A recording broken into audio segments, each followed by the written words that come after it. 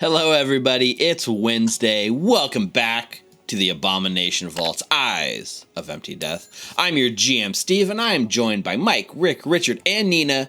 Together, we are Recall Knowledge, a group of 5e vets going on a journey to crit fumble our way through learning Pathfinder. Say hello, everybody. Hello, everybody. Ooh, blow out the audience ears. I like it. Nice. For those of you who are new to the show, welcome. And if you've been with us for a while, welcome back. It's good to have you with us again.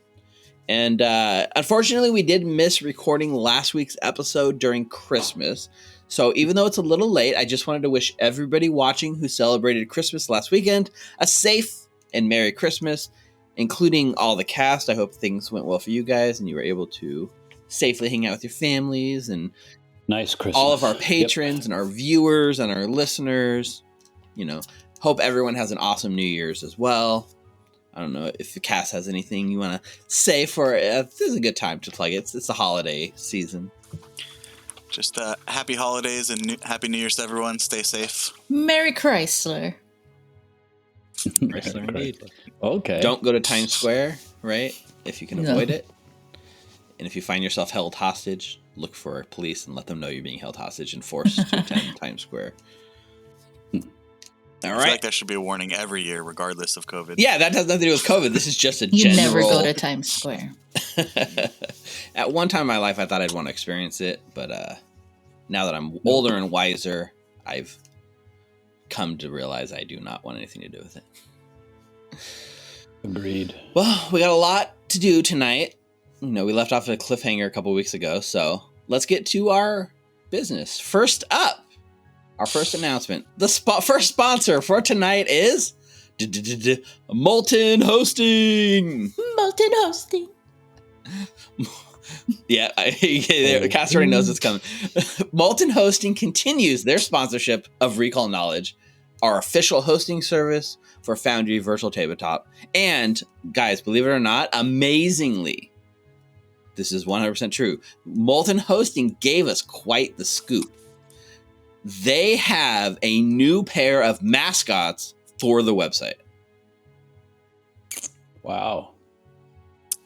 They do. Brand new mascots. So. Oh, please no.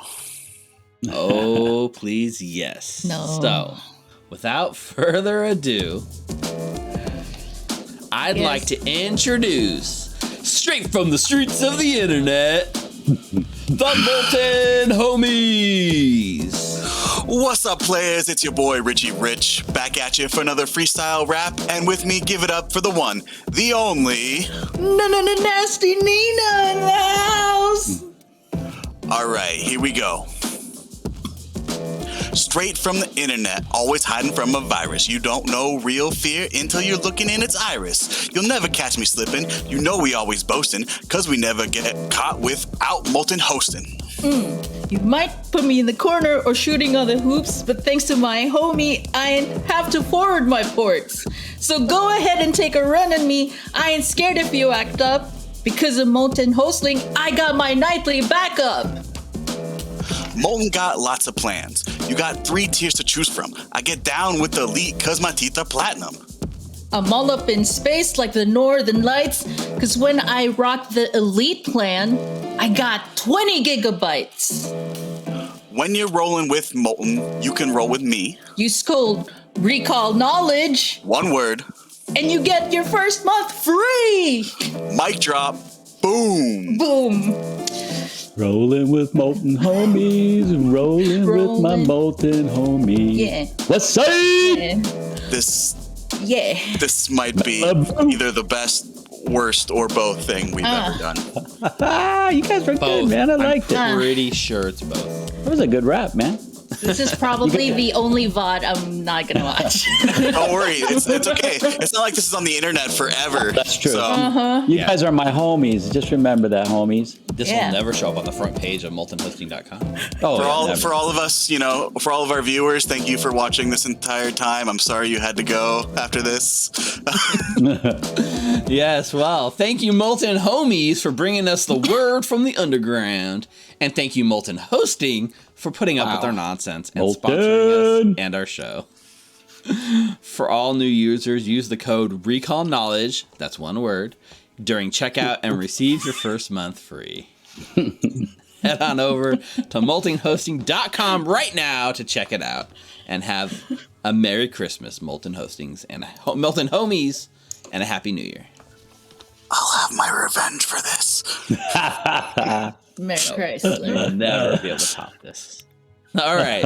So thank you, Molten That's a Hosting. challenge now. Thank you, Molten Homies. And thank you to, I believe, Rick, who made a slip of the tongue a few weeks ago and set up the entire Molten Homies into existence. You spoke them into existence like a bard. That's the power of your words. It's all your fault. That's terrible, It's all your fault. but amazing.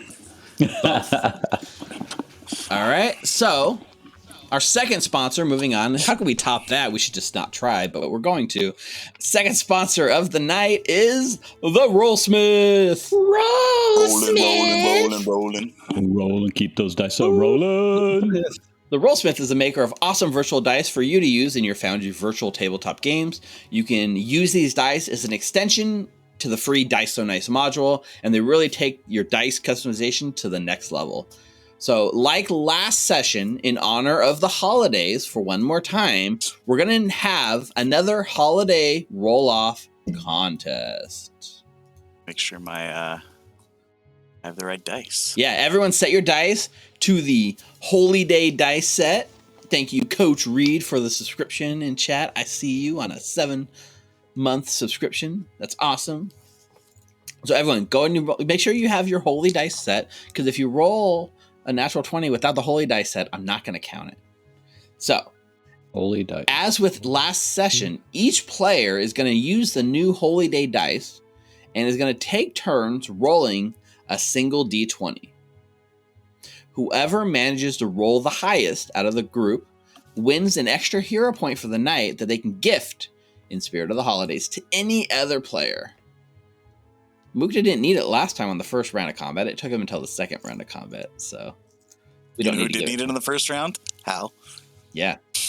Ooh. And as a special holiday bonus from me to you, for every natural 20 rolled, all players will get a bonus hero point instead.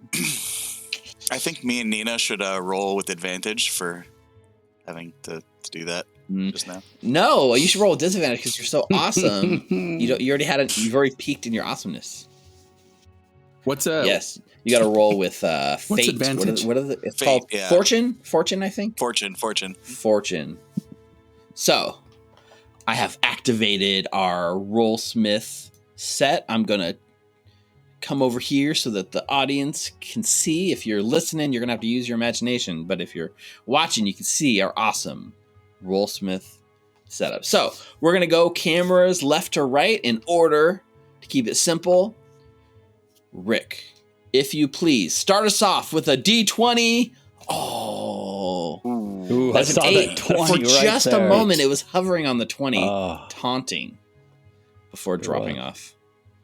Okay, eight's the current lead. Ninna, if you could roll your D20, and let's see if you can top 8. No! 7. 7 is neither a natural 20 nor enough to take the lead, so currently the gift lands in Hal's lap. So Clovis, can you take the top stop? Mike, Can you All roll a right. 6? I'm gonna roll a. yeah, let's 9. just go down. If you get a straight, that's got to be Ooh, okay. Well, that's Ooh, neither. That's a 15. 15 on the dice. Pretty good. It's pretty good. That's true. It's 8 plus 7, so that Ooh, means good. So I just it's like a Fibonacci put your dice sequence together. So Rich is going to So roll a that 22. means I'm going to roll a 22. Yep. Yep. Well, 15 is the place to be, and if you can roll an natural 20, it's just a nice gift wrap bonus to everyone. I really want a natural 20 here. Let's go, Richard. Come on, crit it. Boom. Boom, boom, boom! Hey. That's a natural That is 20. awesome. That's awesome. So we actually did it. We hit the natural 20. Nice. So congratulations for rolling a natural 20. Everyone in the group starts with an extra hero point. So that means you're all starting with 2 hero points tonight. Nice. We all know we need it. And Yep. Mhm. on top of that, Richard, because you win, you still won the gift. So you get to gift another hero point to anybody that you would like. All right, I'm going to give it to Nulara. Nice. Sweet. Thank you. Yes. And just like that, the Holy Day dice bring some awesomeness into our last holiday show. And you guys should go check them out as well at the rollsmith.com. They have all kinds of awesome dice. This is just their newest set, but keep your eye open for new ones as well. So thank you to the Rollsmith for sponsoring tonight's episode. Rollsmith. If you're in chat and you haven't checked out the Rollsmith yet, let us know. We'll hook you up with some sample dice to get you hooked. You know, that first taste is enough to get you coming back. First one's free. First one's free. So reach out to your favorite cast member in chat and we'll connect you. All right, guys. I think that does it for announcements. Are you guys ready to play some Pathfinder? To die. I am. Yes. Woo! Good day to die. Yes. Viewers, why don't you go ahead, Let's go. sit back, relax. And players, let's jump into tonight's episode of The Abomination Vaults, Eyes of Empty Death. Episode 4.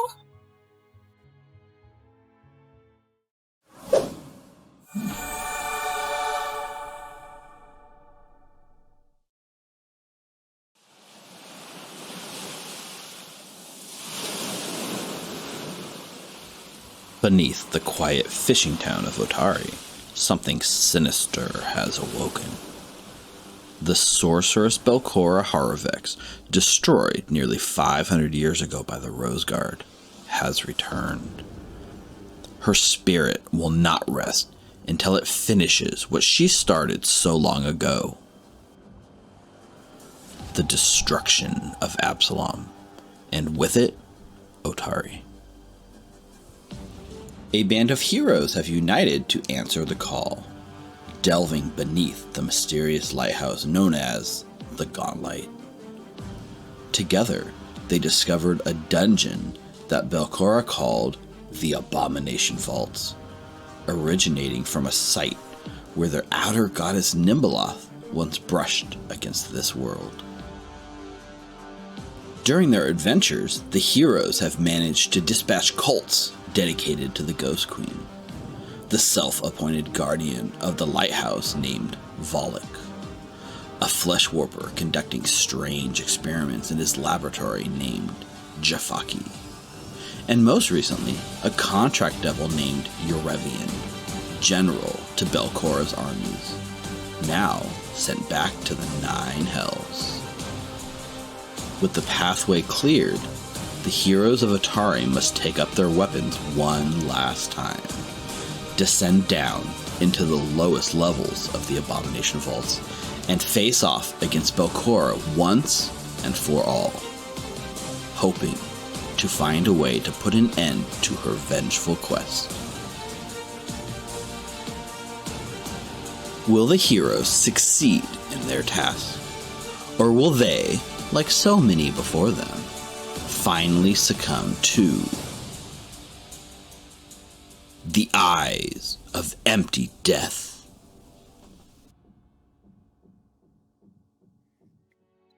And we're back. Okay. The camera fades in as we see the devastation left in Belcorra's wake. Wounded drow being tended to by the rest of the outpost comes into focus. Many are left wounded. A small collection of bodies, lying completely still, lie along one wall. The corpses each with their arms folded, clutching a sword lying against their chest. Each dressed in the ceremonial black garb. Clathor and Basraid tend to these bodies, preparing them for a traditional burial within the fungus patches outside the outpost. The body of Falxie here, lying still, makes it hard to turn your eyes away. I guess he'd be pretty unrecognizable because he got charred pretty good. Quara moving about the outpost is putting on her brave face and a smile as she speaks to her people. Her bodyguard, Salesa, stands near her, a stern look that doesn't seem to go away. As your group, the heroes of Otari, moves through here, you can hear the whispers in Undercommon amongst some of the drow. She only came because of them. Why does Quara not send them away? There is a bit of murmur and agreement, but another voice cuts across the group. We knew our freedom would come at price. These warriors gave their lives for our people with honor. Do not mock their death. They are speaking loud enough to catch Quara's ear, who turns her attention toward the commotion. Many of those previously speaking up in agreement look away sheepishly. Quara makes her way over, smiling in your group's direction. My people, when we chose, and you see her stop and stops herself for a moment, thinking. There's a fleeting moment here where you can tell she catches herself thinking before she stops and starts again. No. When I chose to stand with these four against Belcorra, I did so knowing that it would not be safe. Yet these heroes stood up to her. Did you all notice her flee? In all our times here in these hunting grounds, who can recall a tale of Belcorra running away? Never. She shakes her head. And yet here we stand now in unprecedented times. The demise of the Ghost Queen is at hand. We will not be forced to live under her thumb any longer. You know the stories. Our ancestors called these lands home long before she showed up. And when she is gone, our ancestors will look back upon us and tell the stories of how we gave these lands back to them. How heroic those who died tonight were. Their names will not be lost, not be forgotten. So long as we continue the fight and finish what we have started. And as she's saying this, the energy in the room is kind of shifting a bit. You can feel the people like listening into their queen, but many in the crowd still look scared and unsure. Feeling this sort of tension in the air, she turns to your group and raises one eyebrow. Listen, don't take it from me. Let's hear it from those who chased the Ghost Queen from our doorstep. Tell us, heroes of Otari, what do you think of what happened here? And she looks in your guys' direction, hoping for some sort of support. Well, of course, Nulara hit her, and Mukta hit her, and Clovis hit her, and I hit in the corner, but that's okay. We're going to get the dragon and get the lenses, and we're going to go down and get rid of her once and for all. That is what's going to happen. The whole group sort of listens to you talk, and Quara looks at you and says, "Listen to your champions, for they will set us free." And if possible, Hal, can you do a make an impression check for me? Because you're trying to win over this group of allies and hopefully assuade them to not be so scared. Okay. I get to use performance for it because I have group impression. Virtuoso. And I'm not playing my lute, but I will roll anyways. That is a 39. Wow, Nice. 39. That is really good. Nice. So in this case, a 39 in this check is what is called a critical success. Hey. So as they do this, the drow, the between your words of encouragement, your show of strength, Quara's sort of speech, the tide turns. The people are fully on board. Even those that are really resistant get swayed over, and the whole city of Yildaris kind of rallies behind you guys, and immediately they start basically coming up with a plan to help and arranging themselves. We have volunteers that are going to form search parties to head out into the caverns to sort of help cover ground, and depending on what you guys choose to do next, they will send scouts in other places. So, for instance, if you guys are going to go straight for the Dragon's Den, then they can send some scouts out to maybe search for the lost lens on the lake or something like that. So they're rallying. You've got basically you've got drow willing to not only support you in spirit, but physically put themselves in harm's way to help you guys going forward, which should help you in the next part. And that's all thanks to the critical success. So that's cool. So all right, Hal. Yeah. Let's go. Nice. So even then with that sort of thing, Quara, it's such a success with the critical success. Quara offers to lead an expedition for you as well, and take the people out. Up to you if you wanted to go. So what Quara kind of says as this thing is choose where you plan to go, the Dragon's Lair or the Erdefen Keep. If the dragon truly has the lens, it may have been the one my father dropped after all. But alas, I fear only your group may be strong enough to face the dragon. We would only be in your way. I will lead an expedition to retrace my father's footsteps and see if I can find the lens. All right, we go to the dragon. Right, everybody? We're going to this dragon. Yes. That Yes. is not that is not a burden that we would want to put on you. Plus, I think you have a blood debt that you are eager to pay, yes? And you all might die if you try it with the dragon. You probably shouldn't tell them that to their faces, Nulara. What? I'm just being honest. Oh, Oxy, our it's strongest okay. warrior, is already defeated. It's all right. Most of them don't understand you anyway, so. I mean, Belcorra came in there and whoop-de-dooed us to shit. Who knows what else she has? This dragon. I think we did pretty good against her, honestly. Are you sure? We got a good few hits. We got a good couple hits. I mean, compared to that first time she showed up, Yeah. we were all going to die, and then she just cackled and left. This time we actually got some hits on her. So I think we take our victories where they lie. That's true. But yes, still, you are the queen, and these people wouldn't survive if they lost their queen. So I think the elephants would be the best course of action for you. The elephants. I love it. To the nearest drow warriors, I'm going to say another comment. My friend here was saying that you would easily slay the dragon, but we would like that honor ourselves.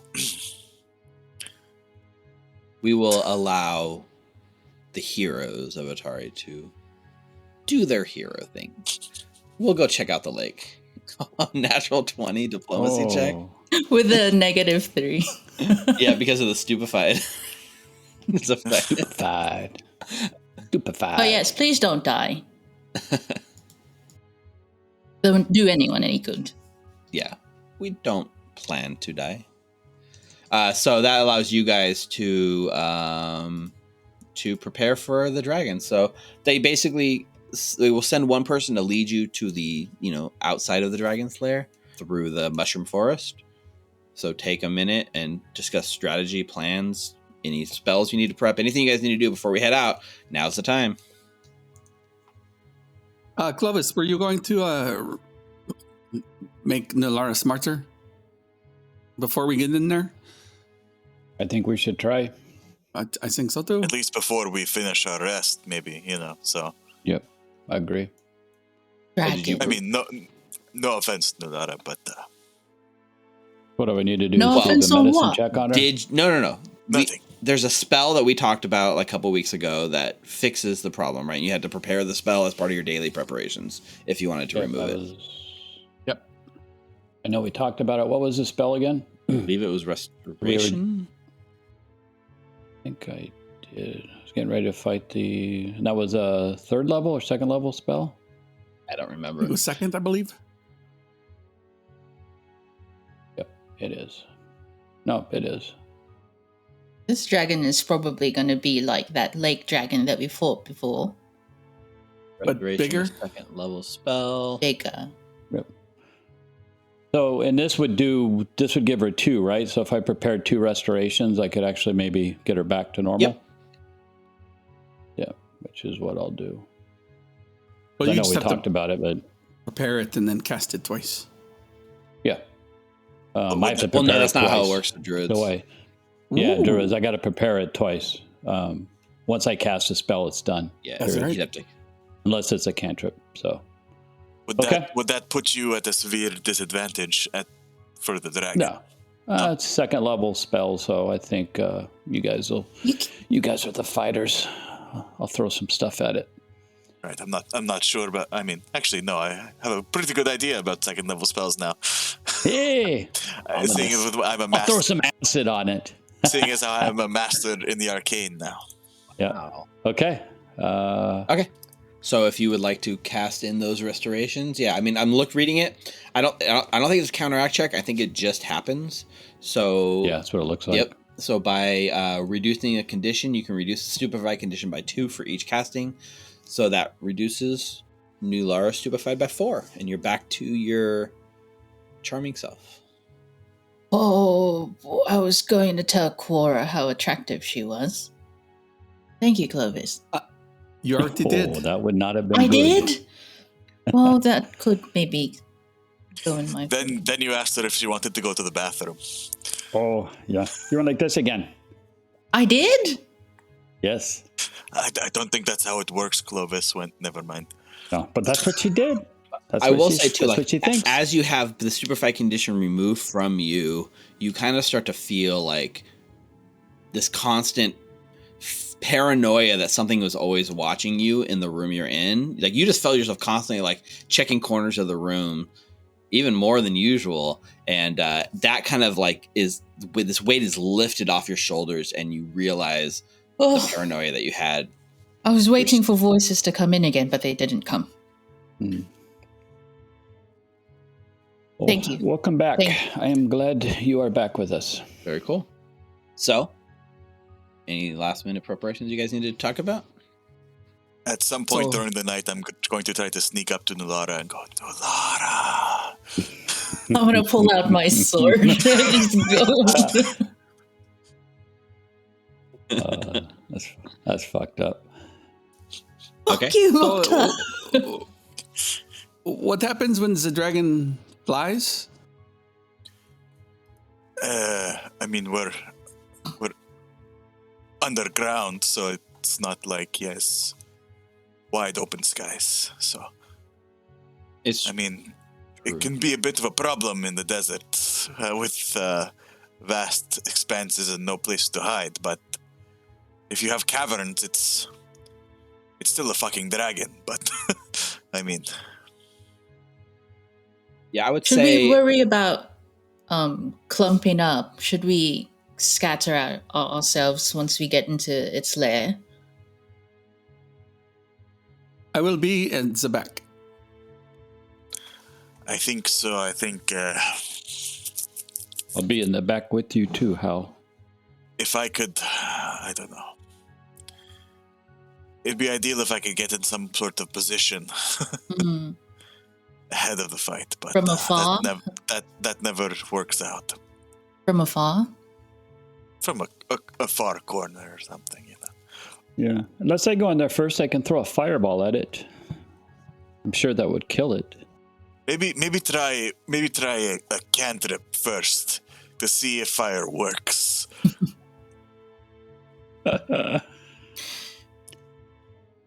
What else do we know Black. about the dragon? It's just an adult black dragon? Dragon. Yeah. Does anybody know anything about black I was dragons? going to ask you, Clovis, since you work with I nature. believe if I recalled some knowledge the other night or a few hours ago, you know, according to some guild systems, they rate monsters. If you've ever heard of it, and this was around a level 12, I believe, Ah, or 11, yeah. 11, Would 12, your yeah, memory somewhere around there. did it maybe spark up any weaknesses or that we could take advantage of when we see this dragon? There were no. It was not weak to anything that I could remember. Right. And the only thing Couldn't really remember any resistances, but the only thing you knew, no, you couldn't think, you couldn't. You're pretty sure because it's been a while. It has been a few weeks, so just a reference. You're pretty sure, not like you're not sure. You're pretty sure there's no weaknesses to exploit, and there's no resistances to avoid other than acid. Acid. It's immune to acid.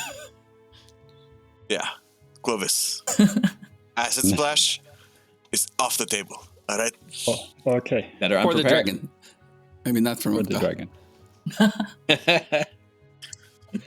You know, that little pocket on my cheek is just beginning to heal, so maybe just a little splash, just opened up again. And yeah, in terms of battlefield, I know you guys were talking about flying and stuff. The highest this caverns tend to get at their highest are like 40 feet. And then, as you get into some of the smaller areas, they get like walking distance only, or maybe like anywhere between 20 and 40 feet. But 40 is like the absolute highest you've ever seen it. So in the wide open spaces of the caverns, if it was to fly up to the top, you are right. It's not like it can't get airborne. Good to keep in mind. So, do you think it speaks Undercommon? Do you think it speaks Common? Can I use my biting words to taunt it the second time? I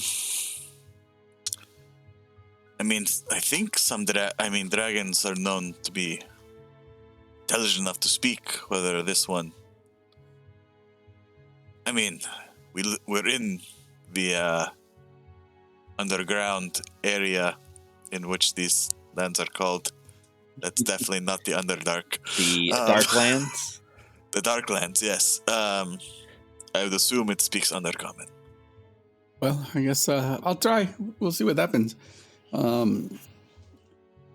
Is there anything that you can take, Nulara, that can make you more impervious to this dragon's biting and claws and everything? Will it swallow you? How big is it?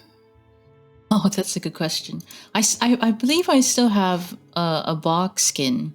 I was going to say bark skin I have a seemed bark to work pretty skin. good. That, Clovis, if you don't mind, I don't want you to exhaust yourself, but I need you to do this spell for me.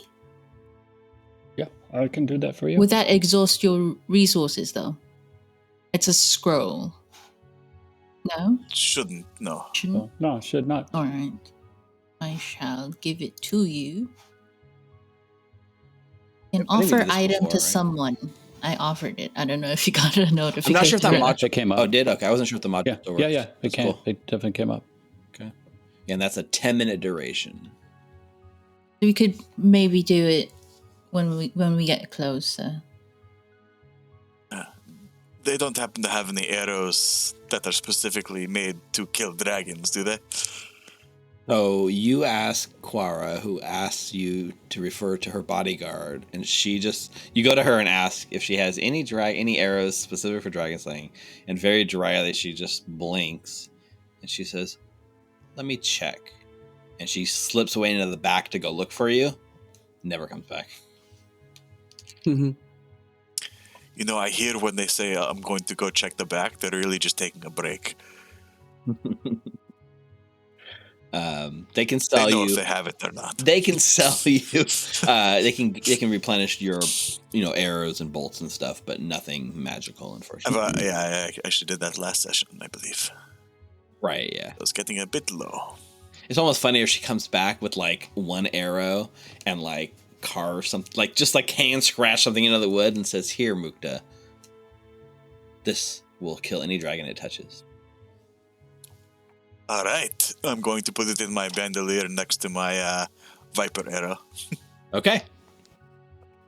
Perfect.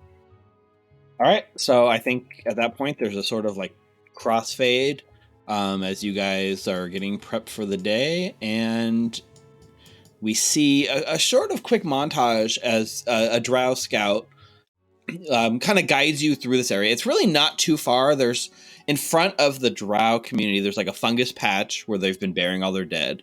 And a little bit further than that, it opens up into like a mushroom field. And you know you've crossed this mushroom field north to get to the lake, but instead of like northwest, they kind of guide you northeast. If there's a directional like east and west cardinal that you guys are aware of down here. And as he guides you this way, he gets you pretty close to the edge of the fungus. And these mushrooms are not, tiny mushrooms. Like you've seen some big mushrooms down here before. This forest is made out of mushrooms that reach as high as 30 feet. And it's almost like canopies, and you guys are walking below it. And above you, these towering 30-foot tall fungus of mushrooms sort of tower over you. And occasionally he'll stop and he'll point something out to like these giant spores that kind of are attached underneath. And he'll guide you guys around to avoid them. And you wouldn't even have noticed them if he hadn't pointed them out. They just looked very innocuous, but he knows what's dangerous down here and eventually leads you to the edge of this fungus jungle. And the ground sort of changes here, and it changes from this thick, like moist mushroom fungusy smelling place, and very quickly transforms into like mud, like thick mud that your feet look like they like sink into and sort of get stuck. And he stops here and he points down this cavern, and you can see the cavern opens up. Above you is like 40 feet, and as it kind of goes in, it starts shrinking a little bit. And he tells you that this is Ravirex's lair. A morass of mud sprouting thick fungus and clinging vines make up the floor of this cavern. But here and there throughout this mud, you see there are boulders, like large rocks that sort of jut up from the mud, and they're covered in what looks like a slick sort of moss. And you can make your way through the thick mud or use the rocks as sort of to stay out of the mud, but they're very slippery and it does take some balance. And at the far end of the cavern, there's the sound of like water sort of like lapping in, like almost like there is some water source that meets the cavern here and is creating this mud. But other than that, it's quiet, like eerily quiet. No footsteps in the mud. It doesn't look like anything is here, just occasionally a few scattered bones. And you are at the entrance to the lair of Ravirex. I'm going to turn the clasp of the elven cloak to make it look like the surrounding mud. Okay. Oh, do you think we're going to get stuck in this mud if we go in there? I mean, mechanically, is it like difficult terrain? Mechanically, yes, it is difficult terrain if you are in the mud. You can use you can use the rocks to stay out of the mud, but it presents that you have to use there's like an action called balance, which you could look up, right? Balance is an action that you can use to use the rocks and stay out. Note that the rocks are slippery, and if you use them, there's a chance you can slip off and fall prone. And usually with these like sort of balance actions, you're flat-footed so long as you're on the rocks, which can make it kind of challenging to stay on the rocks, but it does at least keep you out of the mud. So yeah. And I'll just tell you, the DC to keep your balance is 20. That's too much for me, so I will stand in the mud. I think what we're going to do is, once we go in there, I'm going to cast a spell on you, Nara, that will help keep you from getting stuck in the mud, if that's okay. Oh, thank you. All right. And Clovis, if I could get that box skin thing. Yes. All right. Clovis will cast Spark Skin on Nulara. What's the lighting in here? Pitch black. Other than Nulara's shield, which has you guys kind of walking around with the glowing shield. Okay. I have cast it, Nulara. Effect on myself. Yep, go ahead and add that effect. So, yeah, as usual down here, the only light tends to come from what you guys are putting off in your... Yeah. So I'll cast light. Where do you want the light? You guys, do you want it on Nulara's shield, or where do you want me to put the light? Is there any way we can have it something where it's a bit hooded for now? I mean, Yeah, or we can use Hal's dancing lights, control it more. You tell me. Well, I think Lyra's going to be up in the front. I'm going to have to sustain the lights, so I don't think I'm going to be able to do that the whole time. No, Just I to don't put think it so on her either. shield. Or maybe on her sword, and she can put the sword in the scabbard she has there. No one has any potions of dark vision, do they? Fuck. No, we were trying to buy some, remember? We haven't made it back upstairs, up to the town. No. Cora taught me how to see in the dark, so I don't need it anymore. Should have asked her. Maybe she could have helped you. If we could get maybe a bit of your dancing lights a bit further in, I could try to maybe see what's in there first before we jump in. Oh, you're... I'll cast a light on your sword, Nalara, so you can put it away and pull it out when we need light. So you're saying make the dancing lights that I don't make, it'll go out, right? And then it'll probably wake them up as I put it in there. I mean, is it a bit of an edge where, like, it's dim light for a certain radius from them? It's dim light, period. 10. It's just dim light, not even 10-10. It's light like a torch, so... So whatever I that think torch does, it's 20/20? I mean, look, I learned a bit, I've learned a bit from Morlibent, and it's, uncovered a bit of ancestral magic as well.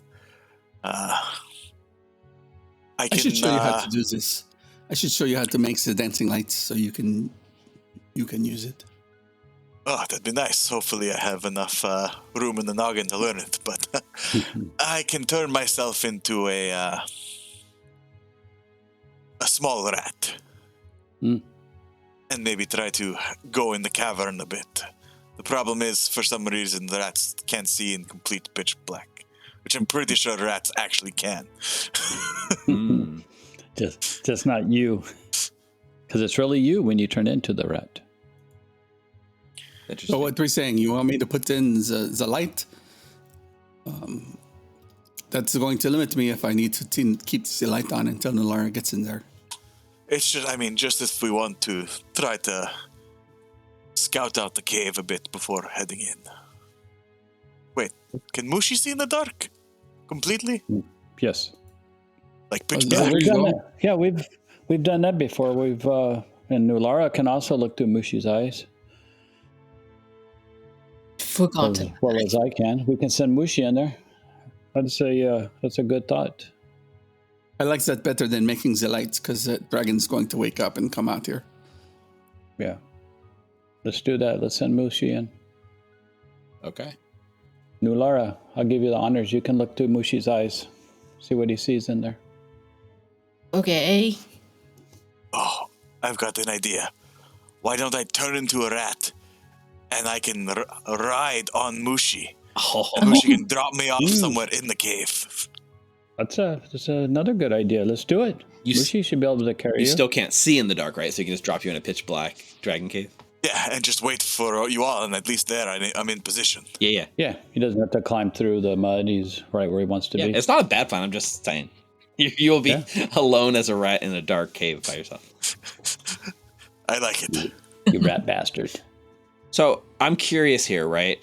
When you shift into a rat, right? What is your what happens to your stats? Okay. I will put it in chat. Like health, you keep your same health, You gain the effects of first level pest form spell. which I know Clovis uses. Here we go. Yep. So you transform into the battle form of a tiny animal. Battle form of a rat. a 15 You get the plus. following statistics. Yeah, Rat bastard. 15 plus my level is my AC. If you drag that pest form to your token, it should set your stats to be the correct stats too. Yeah. Low light vision and imprecise scent, 30 feet. So you can't see, but you can smell pretty well. That's cool. Yeah. Smell that dragon. Acrobatics +10 unless my own modifiers higher. Athletics -4. Okay. So. And so it does work the same way. So you get your full hit points that Mukta has. So you would have 88 hit points or whatever. What is it? 87 hit points in rat form. And when the rat takes the damage, it just goes to you. It's not like it's not like you have buffer or you take damage and pop back to Mukta. You're just a rat. Okay. And I can dismiss that, right, as an action? Dismiss it as an action, correct. Okay. So what do we think? It's crazy enough to just might work. I'm with it. You should do it. As long as you keep yourself safe and are aware that we won't be there for a bit. Because that's quite a head start on your end. I mean, I don't think a big dragon is going to be interested in a tiny little rat. I mean, I'd probably get stuck between its teeth. Oh, no, I've never fought a dragon this big. What can go wrong? Oh, I feel that you just cursed yourself. Famous last words. So, all right. So Mukta turns into a rat. Please describe it. All right. I've actually only done this maybe once before. Oh, amazing. All right, I'll say my. It's very, very old magic from my people, and in Yosoki I say bibbidi bobbidi boop, and I turn into a rat. Now, tiny rat. I gotta remind us. I need to for future episodes. I need to get you the wild shape macro, and then we'll set up a token for Mukta to use rat form Mukta token, so we can use the macro and have it change your token. But for now, we just know that you're a rat. So yeah, bibbidi bobbidi boop, and just like Cinderella, there's little sparkly lights, and into a tiny rat. And that tiny rat crawls itself onto Mushi. Correct? Correct. Yes. I control it? And no, because it's still controlled by. Okay. It's like an independent creature, right? Oh, all right. But you're just riding along with it, like seeing through its eyes. So you guys get to like the edge of the cave. Nulara goes into Mushi's eyes because Clovis has given Nulara the ability to bond with Mushi. So you sort of blink your eyes, and then all of a sudden you feel yourself riding along with Mushi, right? In one direction to the right, it kind of splits off, and that's where the sound of like the lapping water seems to be coming in that cave's direction. And then the cave seems to get smaller as it goes north. And as it goes up north with Mushi's sort of dark vision, you can see it splits off into like a fork. Can I be talking while like looking into Mushi? I think so, yeah. Okay, so while I'm doing that, I'm just narrating what I'm seeing. There's a fork. Do you guys want to go left or right? I don't know. Clovis, do you want Mushi to go left or right? I'm just seeing. I don't know what I'm doing. There was this one guy who taught me a long time ago. That's a good rat. He says, Mukta's so annoying. always follow the wall to the left. To the left. Just follow the wall. Yeah, so go north. All right, can you tell that to Mushi we're stuck here? So can Nulara and Mukta and Mushi, Clovis as Mushi, all make just perception checks for me. Public? Yeah, public's fine. That would be another natural 20. A natural 20, nice. I feel like I'm wasting all of this. Perhaps. Let's see. So I just roll. There it is. Mukta has a bit of leaf and bark covering him. He's like nestled in between Mushi's shoulders. Yep.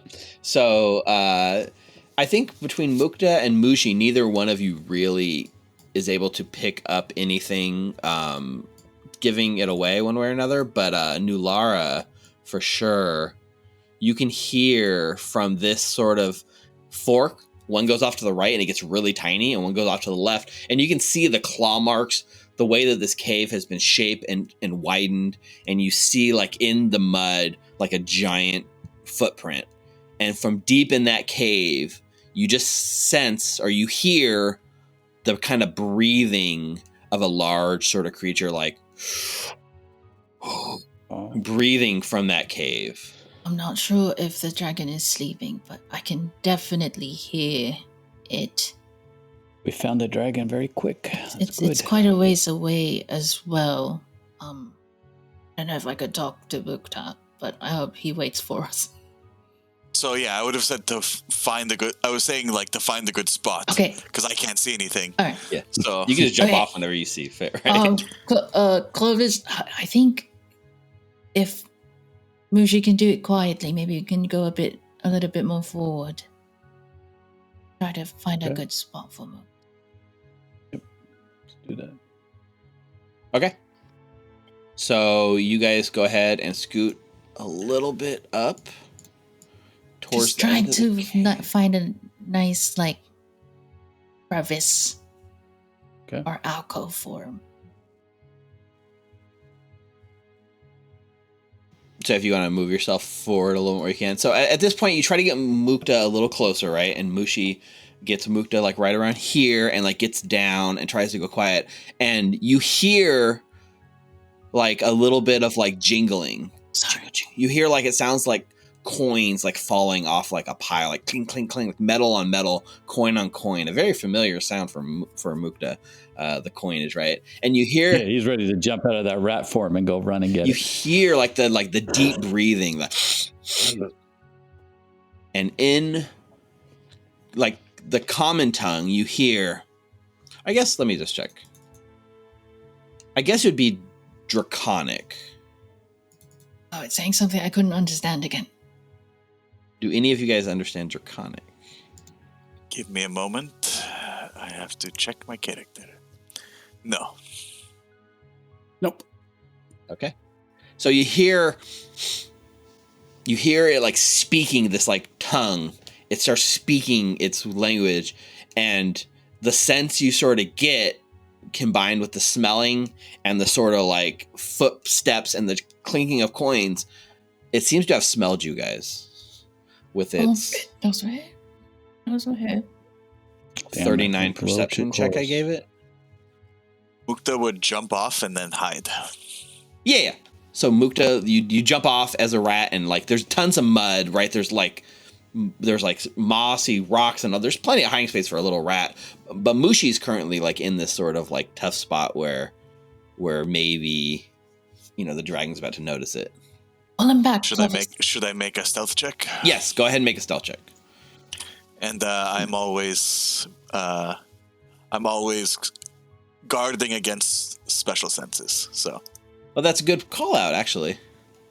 Mm-hmm. Yeah, you have an ability that calls against special senses. Mm-hmm. That is good to know. So I'm hiding from everything. Yep. That is cool because this dragon, except for like true sight. right? This dragon definitely at this point seems to be relying on a sort of sense. There we go. Sense. That's hard to say. Sense. All right. All right. As soon as he jumps off, Mushi would start heading back. Would I need to use a hero point for this? Well, I guess I'll just probably you rolled a 7 on the dice. Yeah. We have 2, right? You have 2 for tonight, yeah. All right. So Mushi begins to like drops Mukta off, begins to fly back, right? What's Mushi's fly speed? 30 feet. 30 feet. I think I see 25. Yeah. Oh, sorry. Shit. I'm on Clovis. Let me switch both. Yeah, I believe. 25 Okay. feet. So at this point, Nulara, as you're looking through the senses, you realize that this dragon is now aware of something present outside of its cave, and is kind of coming in your guys' direction. Mushi begins flying back. Mukta is hiding as well as a rat can in this cave in the dark. I'll give you guys a minute to prepare and do anything you guys would like right before this dragon seems to be coming your way. I'll cast Fly on Nulara. Holy. Okay. I'm going to stay right where I am, hoping the dragon doesn't care about the rat and wants to go for the intruders at the entrance of his Uh-huh. cave. For sure. Move Pretty forward. sure. I think one of my effects is missing. I had 4 effects. I thought I had something that his fly speed was like 40 feet. Oh, maybe it is. Maybe you had the fast flyer then? I did have the fast fire, but it's not on my sheet anymore. So Okay. Changed it. Yeah. He's pretty fast then. He zips around. Yep. Okay. Wait, and there's light out to where our tokens are? Well, Because there's light. yeah, pulsing. because I think so. Because the light cantrip, let me just look at Clovis's light cantrip real quick. I think it scales with level. Is that why it's so big? Let's see, light. So at 4th level, it now sheds bright light in a 60-foot radius and dim light for another 60 Oh, feet. damn. Actually, That should be all the way out there. yeah, you have 4th level spell slots now, right? Yes, Okay, so I think we need to actually adjust the light to be even bigger than it is now. and then add dim for the next 60 feet after that. Oh no, I have Okay. bright light So- 60 and dim light 120, so that it should be casting out light as Yeah. Oh yeah, it pulses to 120. yeah.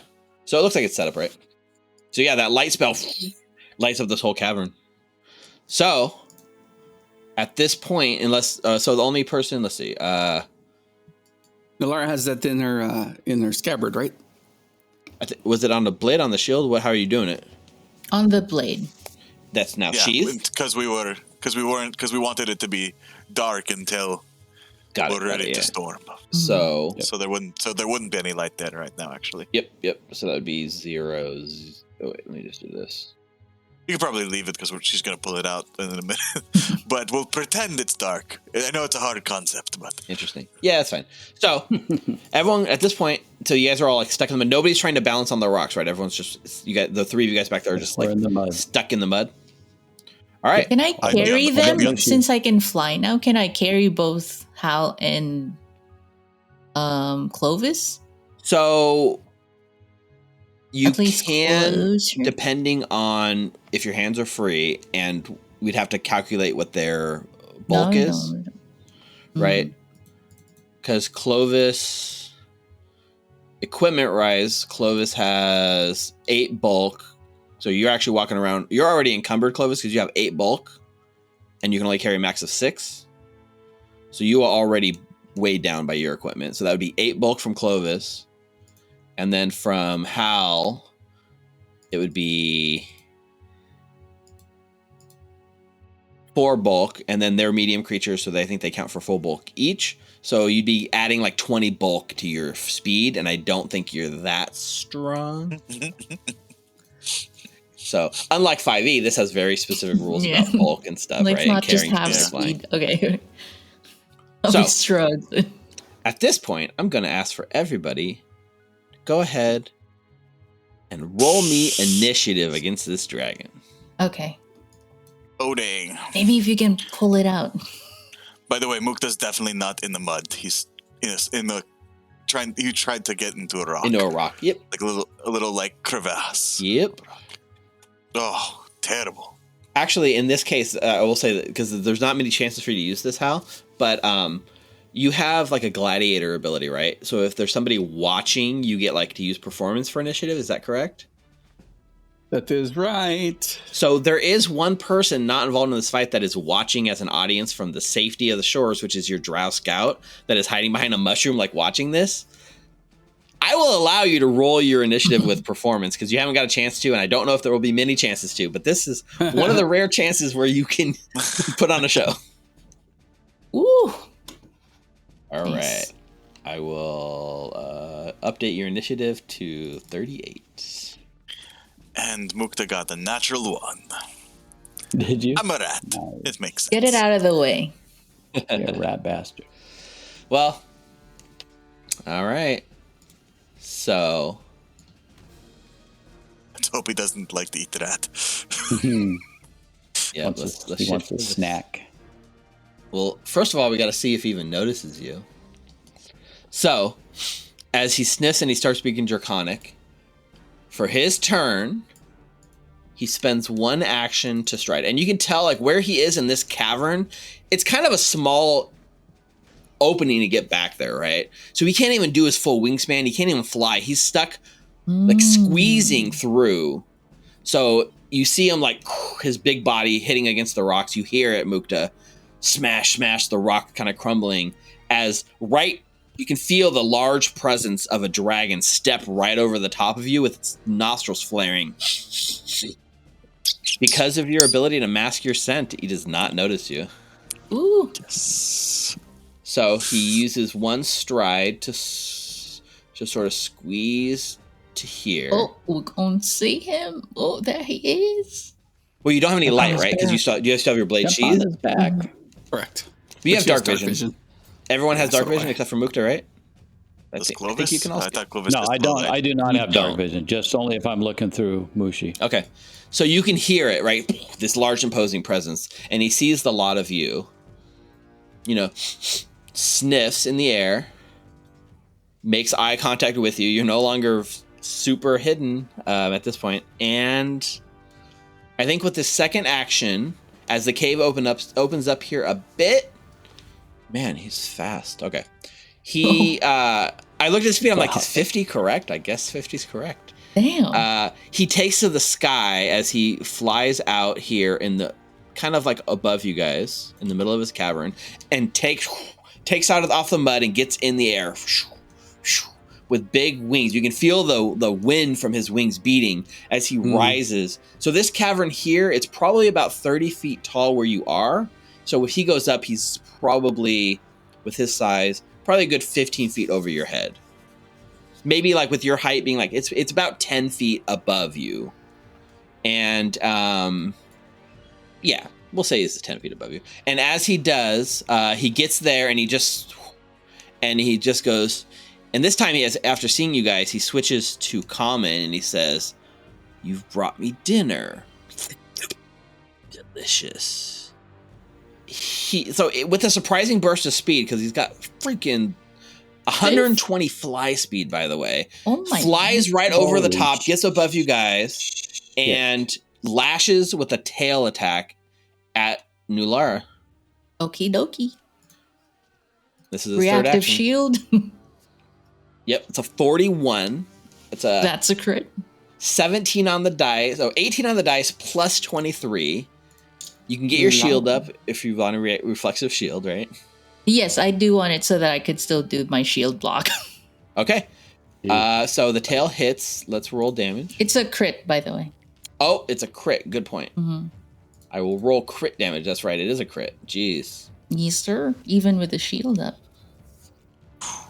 Oh, boy. Jesus. 64 points of damage. Mm-hmm. You shield blocking. A good night to die. Yeah, do I even do that? No, I'll take the whole of it. Okay. Because it's going to break it right away. No, it's all right. We're good. We're good. Okay. So that's the end of its turn.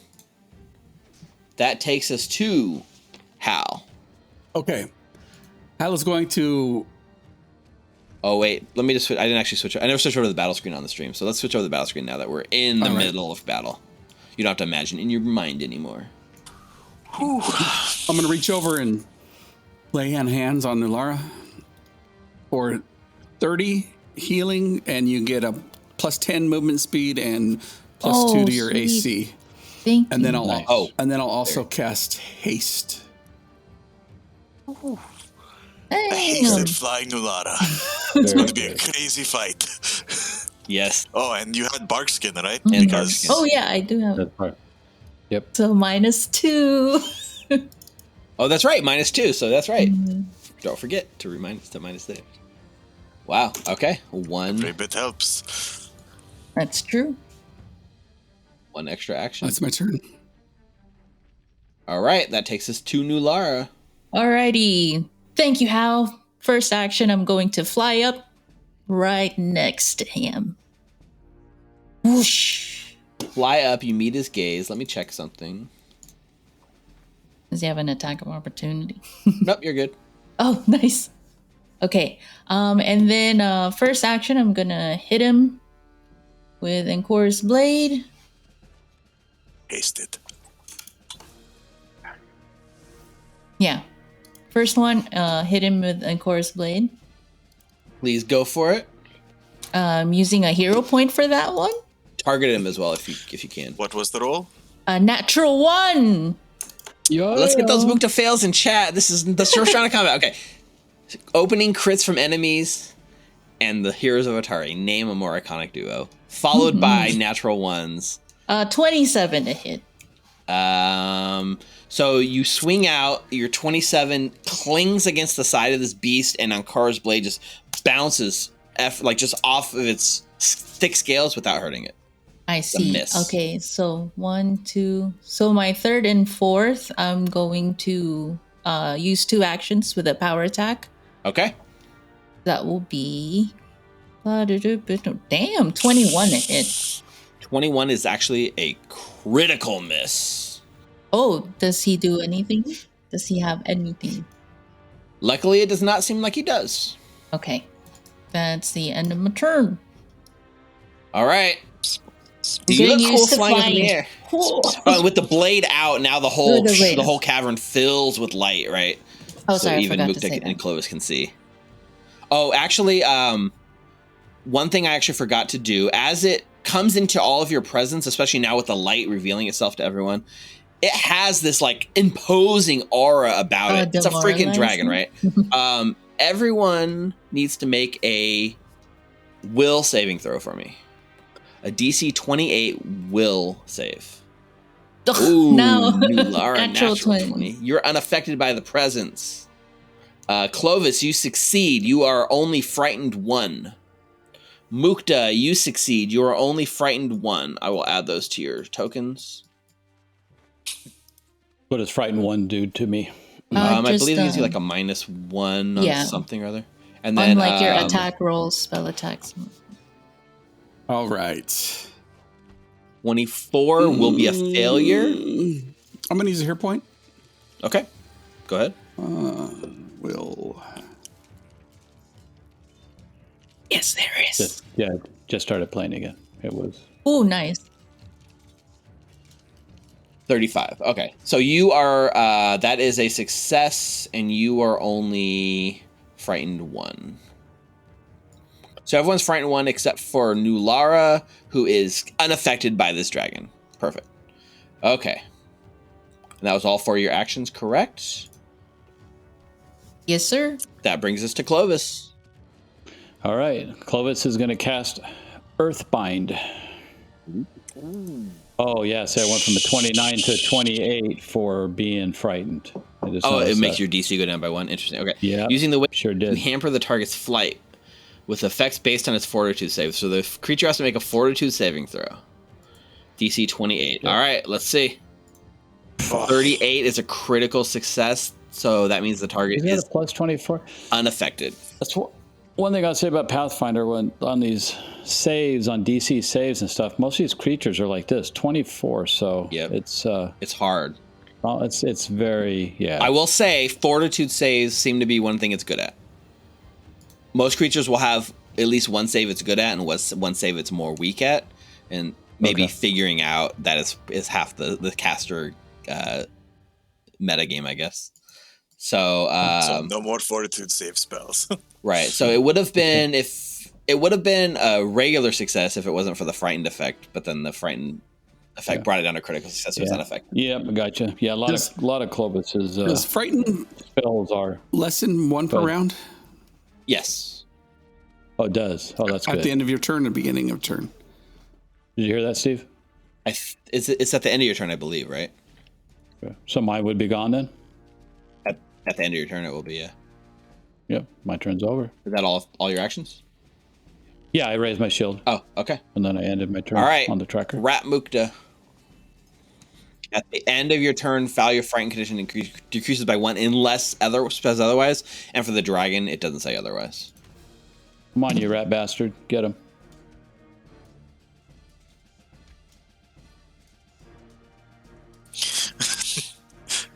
All right. I think I will dismiss the pest form. Okay. As an action. Yep. Target Thanks, Lynx. I think that deserves a Dice So Nice gift card. That's true. So, Happy holy dice. So Mukta will take out his short bow. I will say he's you are hidden to him. He did not see this coming, so the flat-footed, sure. right? All right. And I will strike. I'm just within range. He's just within 60 feet. Perfect. 23 is going to miss. Yay. I'm going to hero point. You have to.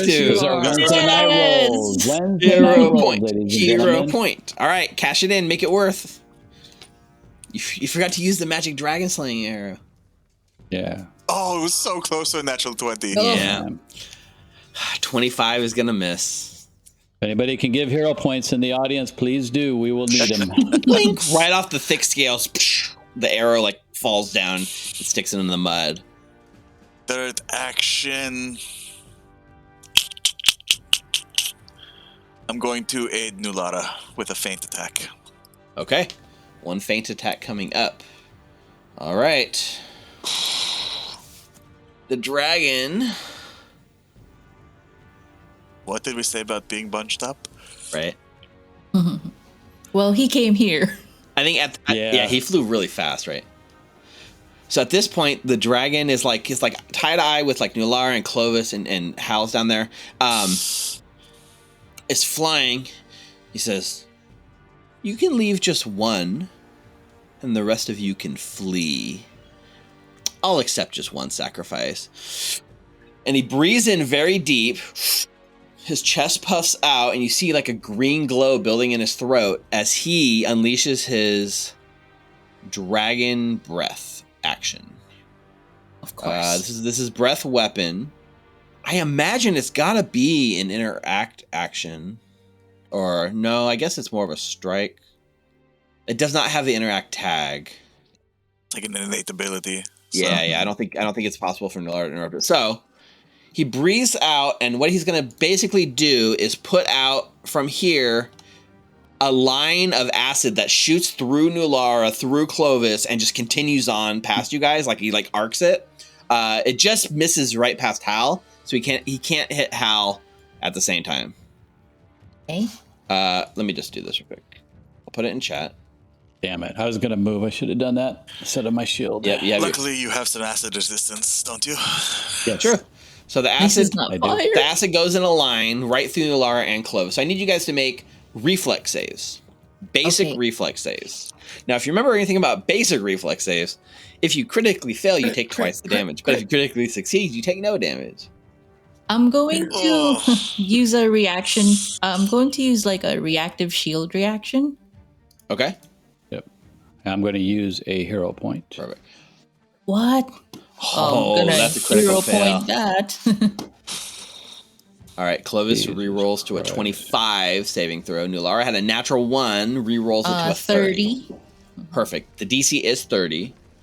Sweet. So Clovis fails, but doesn't critically fail, luckily. Nulara succeeds. So Clovis is going to take full damage. Nulara, you're going to take half damage from this breath weapon. Okay. Now I'm resistant, so I take half of my full? Wrong game. You take like 3 less, I think. Is it 3 less? Yeah. You'd have to look at what your item says, yeah. All right. If you have resistance 3, you minus 3. It deals 12d6 acid damage. That's 51 points of acid damage. Okay. Nulara, you take 25 because you got out of the way successfully. Okay, because of my new feat, the reflexive shield, I can shield block this reaction. Ooh. Yes, sir. So I'm blocking it with my shield. You also have another hero point, Nulara. A hero point, and for Mukta, and a hero point for Nulara in chat. Thank you. I still have 2. Just checking your River Drake hide gives you. Did we say this is 2 or 3? It was acid resistant property, yeah.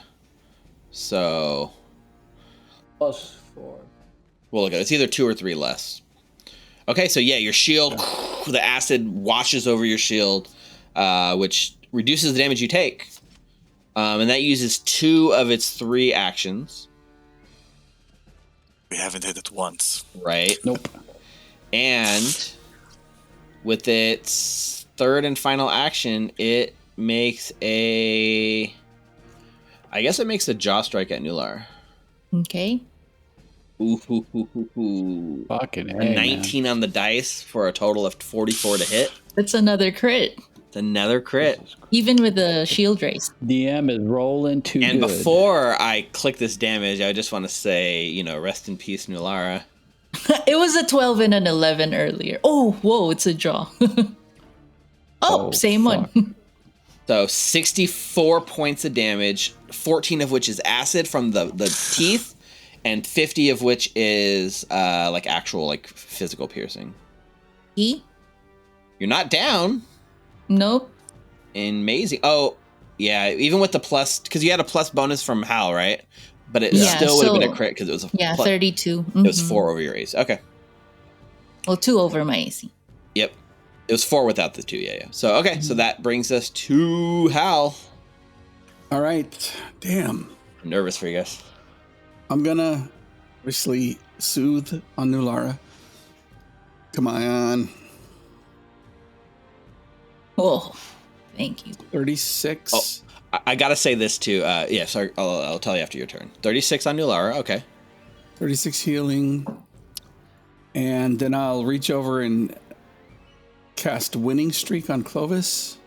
So That's my quicken for turn. 1 round on Clovis, and if anyone gets a critical success on something, it jumps to whoever got it. Plus, Clovis continues. Yep. Quickened. Yep. Now it's my turn. Awesome.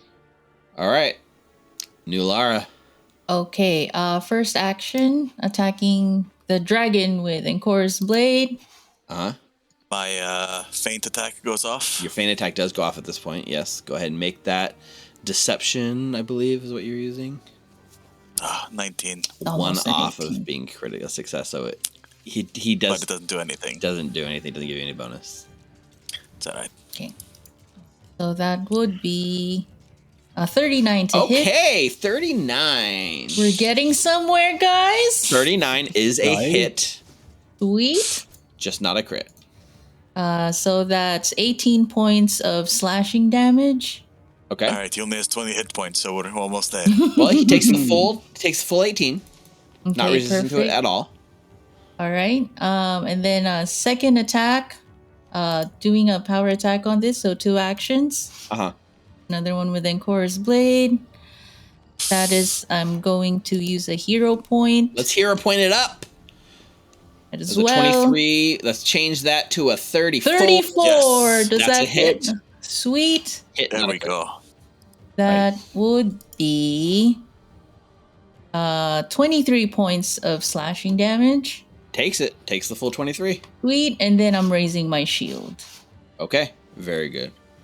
At this point, I'd like to just point out, when he did his breath weapon, right, you noticed that his lungs, his neck kind of deflated a bit, and you were pretty sure he wasn't going to be able to use his breath weapon again for some time. But when he critically hit Nulara, you watch as instantly the thing returned, and his breath weapon is now cocked and ready again. Dang. Probably scatter. Yeah. All right, that takes us to... That means Clovis, don't be there when you at the end of your turn. That takes us Yep. to Clovis. All right, Clovis is going to cast Syrian Light. Okay. 33. 33 is a hit. Nice. 17 points. 17 points of fire damage. That is Fire damage, yes. Yep. Okay. Yep. He's a fiend or undead. He gets another 5. He is neither a fiend or undead. Although I will say, as you're close to him now, you can see that something about his scales look off. He's taken on almost like a little waxy look to it. And as you blast him with the fire, you almost look like it melts some of that waxy coating he has, and it begins to drip hot wax that sizzles as it hits the mud beneath him. Absorbed. He's not undead or fiend, so he doesn't take the good damage, but he does take the full fire damage. My God. I got rid of most of my fire damage. I'm thinking the dragon would have been resistance against that. So, and then I'm going to move 30. Well, you can't move 30 because here. you're in thick mud and it's. Oh, so what is that, 15? Move 15, yeah. All right, so unless you I'll try use my to second jump action. and use the rock. I got 4 actions this turn, do, right? yeah. So I'll use my second action to fully get out of the way. Okay, yeah, you could totally do that because the quicken condition. Yep. Okay. And that'll be my turn. Perfect. Thanks for the quicken, Hal. All right, that takes us to Mukta. All right, I will. I'm in some rocks, right? Yeah, you're on a rock. Could I hide behind it? Yeah, absolutely. There's enough cover here from these pretty large, oversized rocks that you could use like the rocks for cover. I will 100% So I'm allow going that. to hide first. Okay. 29. Okay. Does that beat his passive? It Because I'm attacking right now. right. It does not. All right, so he's not flat-footed. You hide and he is able to passively still kind of keep track of where you are on the battlefield. Damn, rolled a 10. That's fine. I will still shoot him with my bow. Perfect. 2 10s on the dice. Yep, Awesome. and a 28 will miss. I'm going to use a hero point. Okay. Hero point it. Why not? Hero pointed up. Save. Do I want to? Go for it. Fine. I won't save it. Dang! 32's a hit. There you go. But it's not going to be much at all because it's not flat-footed. Right, it's not flat-footed. 10 points of piercing damage. Okay, it takes the full 10 though. That's another hero point for Mukta redeemed in chat. Third Nice. action, I'm going to hide again. Okay. Like, you're looking for some place to hide? 3 10s in a Damn. row. Very average. And as we know, a 10 was not enough. I can tell you, if we play on Sunday, we'll tear it up. All right, that brings All us... right, that's... Sorry, you have anything else? No, that's it. That's my turn. All right. Ravirex, as he's... and as Clovis begins to turn, he with his wings kind of shifts over a little bit to here.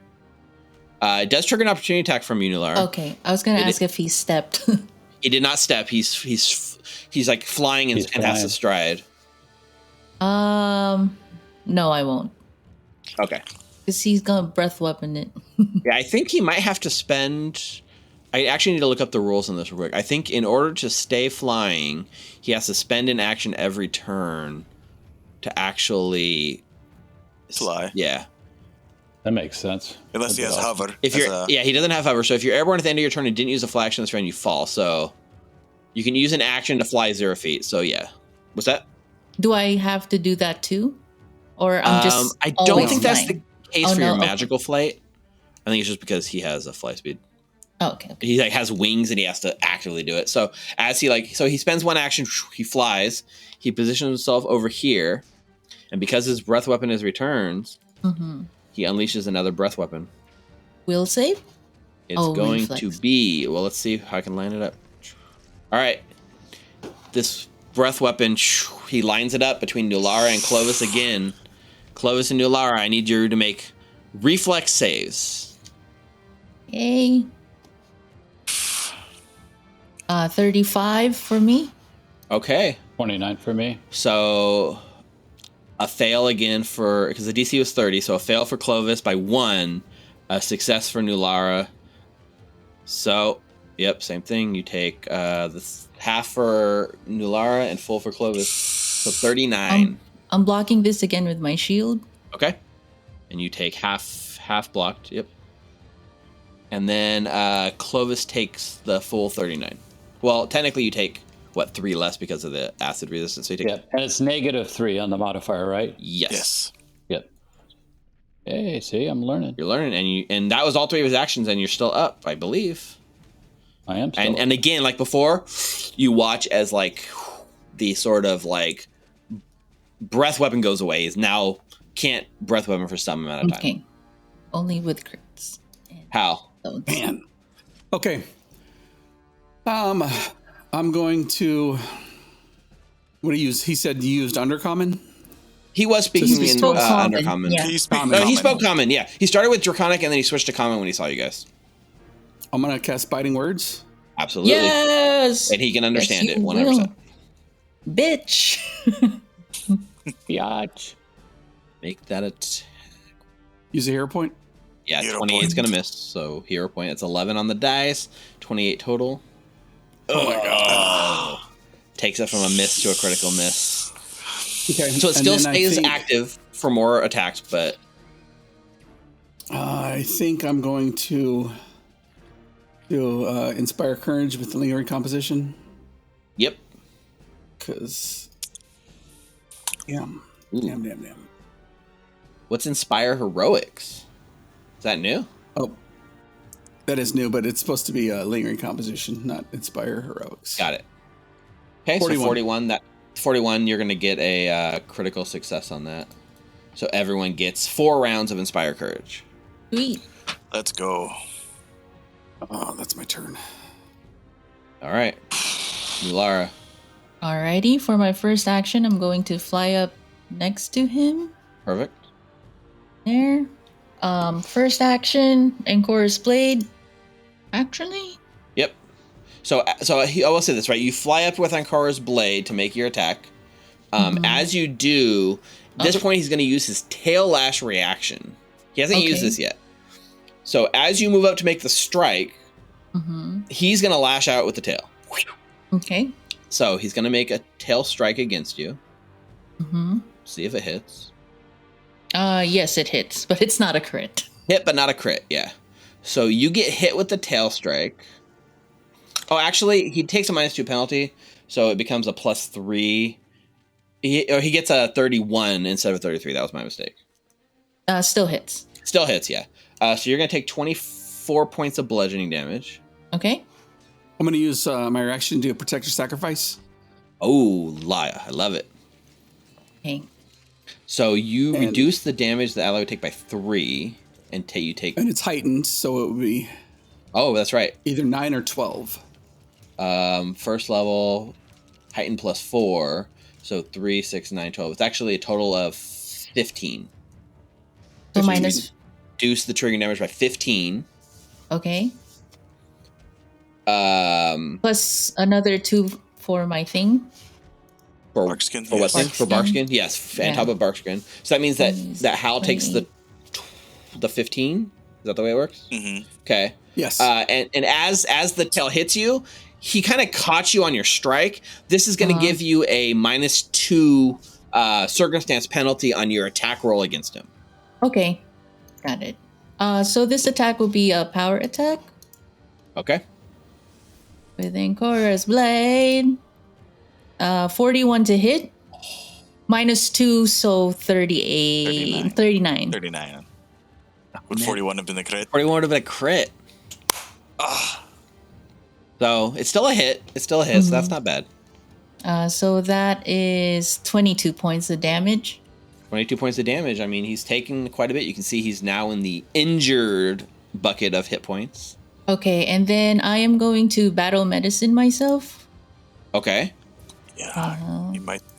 You have that staff of healing, right, Clovis? You might need to heal yourself. Yeah, because your Yep. shield hand now, you can use it because of that feat. So your 22. shield hand can be used to help.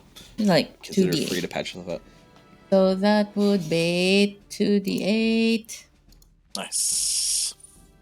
10 points. 10. Not bad. Taking Take it. Take 10. Why'd you get damage for 5 points? Huh? Yeah, you gave It yourself says Nulata gets damaged for 5 points. Oh, I did. Sorry, my damage bad. instead of That's heal. not. Is that what you did? I don't know why it said that. You but might have clicked the half damage accidentally. on the- 45, 55. I'm on 55 now. Okay. Okay, Okay. that's the end of Yeah, my don't turn. hurt yourself. Battle medicine, just scalpel it, just cutting yourself open. Risky surgery. Man, All right, that would have been a crit. Clovis. I know. But 31. At least now we know it's 31. And no breath weapon for now. That's right. He hasn't crit you. That's the end of my turn. Yep. Okay, Clovis. Okay, so Clovis will do Syrian Light again at it. Hero point? Do you have another one? Yep. 28's a miss. Take it, that's a miss. All right, so I'll use my last hero point. Okay, bring it on. 28. That was an 8 on the dice for a total of 28.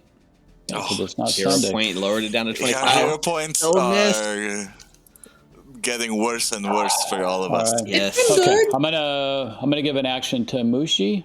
Okay. An action to give Mushi 2. Yep. So he's gonna fly 40 feet right next to me. Okay. And all right, and then his second action, he will cast Goodberry in his hand. So he's got a handful of Goodberries. Okay. Is Goodberry a 1 action spell? It is a 2 action. Oh shit, it's 2 action. Fuck. Yeah, it's 2. Yep, it sure is. Then he won't. He'll just get close to me next round. Okay. Mukta. All right. Well, I think I'm hidden. You do, so I'm just unfortunately. going to attack. Yep.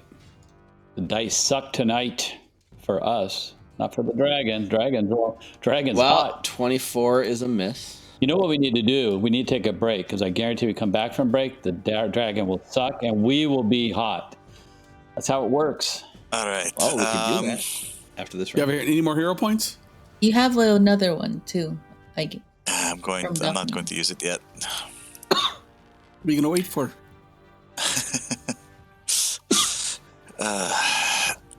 All right, then I'll use it. All right, let's reuse that. So let's turn that 24 into another Mukta hero point in chat. That 24 turns into a 26, which still misses. That's why I didn't want to use it. But all right, it's all right. So that was 1 action. Second action. Can't really do much. Freezing. Second action, I'll cast Shield on myself. And then third action, I will aid Nulara with a feint attack. Okay. That's my turn. All right. So there's a motion on the table to take a break now and see if the dice tips in your favor after a break. Do we want to do that? I think Yeah. so. I think that's a fair thing. So the dice have been hot in the favor. We're on the 4th round of combat, 3 rounds in. He's beat the crap out of you guys, and so far, I mean, you guys haven't done nothing. He's very injured, but yeah, the dice have not been in your favor. So why don't we take a break here? We will see. Oh, hey. Thank Change you, our Coach dice. Reed. Change your Coach Reed dice. gave Clovis a hero point. All right, Coach Reed. That guy's awesome. Yeah, change your dice and find some dice that work for you, and we will see if maybe when we come back, if your break is if the break does you good. So while we're at break, take time to support us at Recall Knowledge. Head over to twitch.tv/Recall Knowledge to follow us there. If you're not yet, head over to youtube.com/seas.recall knowledge. Go to the podcast. You can find us on Anchor. You can find us on Apple Music, Google Play, like anywhere you get podcasts, you can find the Recall Knowledge podcast. Add us to your feed to give us a listen to help support us with that. We're going to be back in 10 minutes and see if maybe we can shake off some of the rust from this dice and tip things in your favor. Yo, Recall on the Knowledge. Abomination. Oh, yeah, bring back the Molten Homies. I think that's why you guys got cursed. That's what it is. All right, we'll be back in First 10 forever. minutes to close out this fight with Ravirex, the adult black dragon that may just TPK the heroes of Otari. So We got this. don't go anywhere. We'll be right back in a minute. All right, guys, we are back in the vault. We're ready. Locked in combat with Ravirex, who so far, after 3 rounds of combat, has almost taken out 2 of the heroes. Injured, but looking like this fight is slipping away from you guys. We hoped a nice pause, a reset, will allow us to change the dice that we're using from the Rollsmith and maybe have some luck go your way. Rollsmith. So, I heard Hal moved away from dragon dice because you're fighting a dragon, but Mukta thought maybe I should Embraced switch to it. dragon dice. So, we'll see which pays off.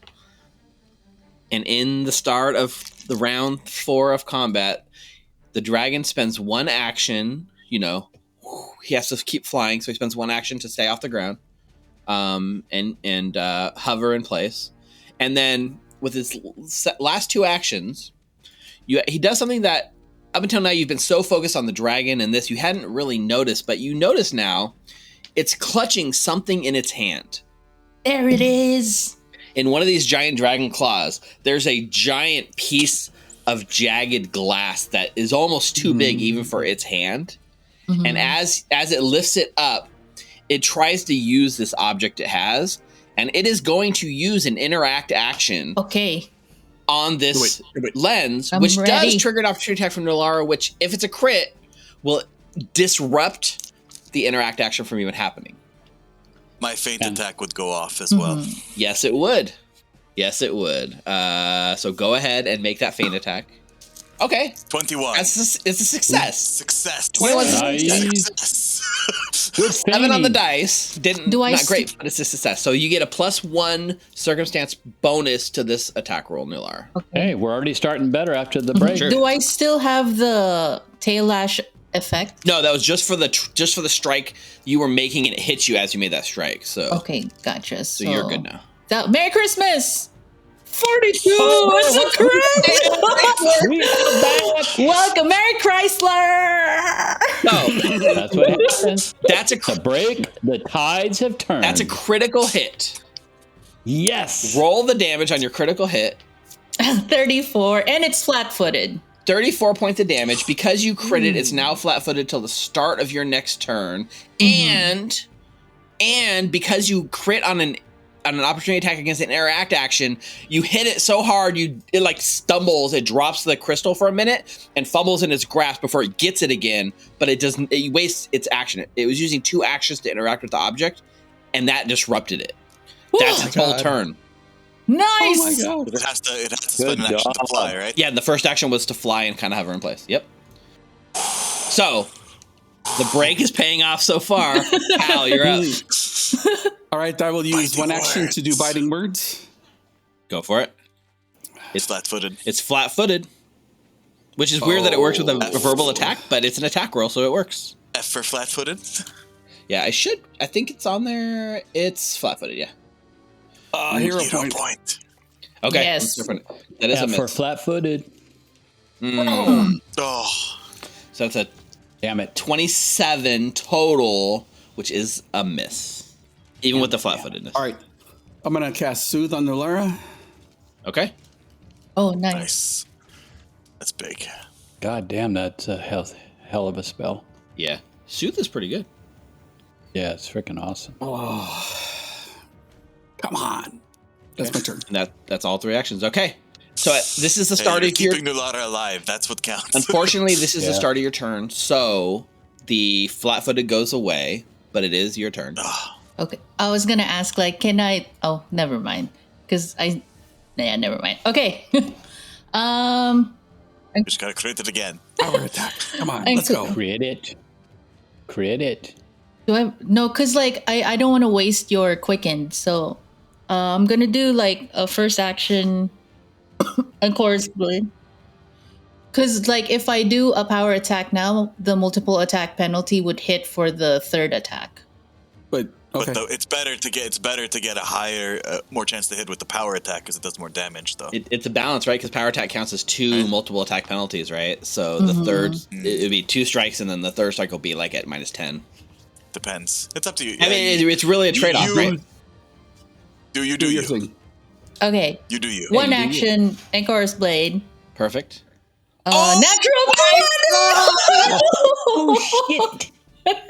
That's another crit. Ho, ho, ho. Those dice, I think we also switched to our ho, No, ho dice. I've had this dice for a bit.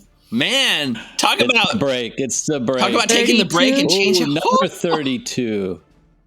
Okay, 32 points of damage. And it's flat-footed It's again. flat-footed now. As you like hit it so hard, like its wings, it's like stumbling. It's trying to stay upright in the air. So 2 action power attack. Okay, so for this one, as you go to power attack, it's gonna now use its tail lash ability. lash action. The tail whips up, smacks at you to try to disrupt this. If So it let's see. crits me, I can't. So let's see. Tail lash. So yeah, tail lash says. Let me see. Just read tail lash. Creature attempts a strike or a skill check. Use a reaction. Strike. It has a -2 penalty on its strike. So I'll make a tail strike at a -2 penalty. Yep. I think the key is like saying Merry Christmas. 29. It hits, right? 29's a hit. True. Merry Chrysler. Not a crit. Oh yeah, hit, not a crit. So 29. I thought I was gonna miss it rolling it, but 29. So it hits. So you will take some damage. You take 23 points of bludgeoning damage, Okay. and you have a -2 circumstance penalty on this next strike. Can I use a reaction mid-turn? You get all your reactions back at the start of your turn, so yeah. Okay, yeah, I'm gonna do the reflexive shield into a quick shield block. Okay. With an aggressive block too. Okay. Since he's already flat-footed, I mean, it's still up to you either to take the flat-footed or to go to this side right here and hit. Which would make him Or some- flat-footed no matter what, right? Yeah. So he ends up. I will say he's gonna get smashed back into the rock and like lose his footing as the rocks like crumble to the ground beneath you. Okay. And then since he takes damage, he takes like it's an unarmed. He takes damage from my strength modifier. Hang on. So 4. Yeah, there's a lot of stuff going on. So you're taking the 23 points of damage, correct? Yes. But you're doing shield block to absorb some of that? Yes. Okay, so go ahead and let's do that. Okay. Okay. And then on top of that, you get to aggressive block. Yeah, so I mean, is that pushes a him- wall? Yeah. Okay. Which pushes him 5 feet. Yep, smashes him into the side of his own cave. Then Rocks he- fall around, splash, adds more rocks to the sort of like rocky, slippery stuff, right? Yes, and then he Flat-footed. takes damage equal to my strength modifier, which is From 4. being hit in the wall. Yeah, Okay. Which is how much? 4. Okay. Did he interrupt my attack? No, he did not crit, so he did not interrupt your Okay. attack. He just gives you a -2 penalty against your power attack. Okay. So tail lash. Okay, it's already on there. So that would be Oh 23. my god, to it was a hit. 20 for a second. Wow. A 23 is gonna miss though. I'm gonna do a hero point. Okay.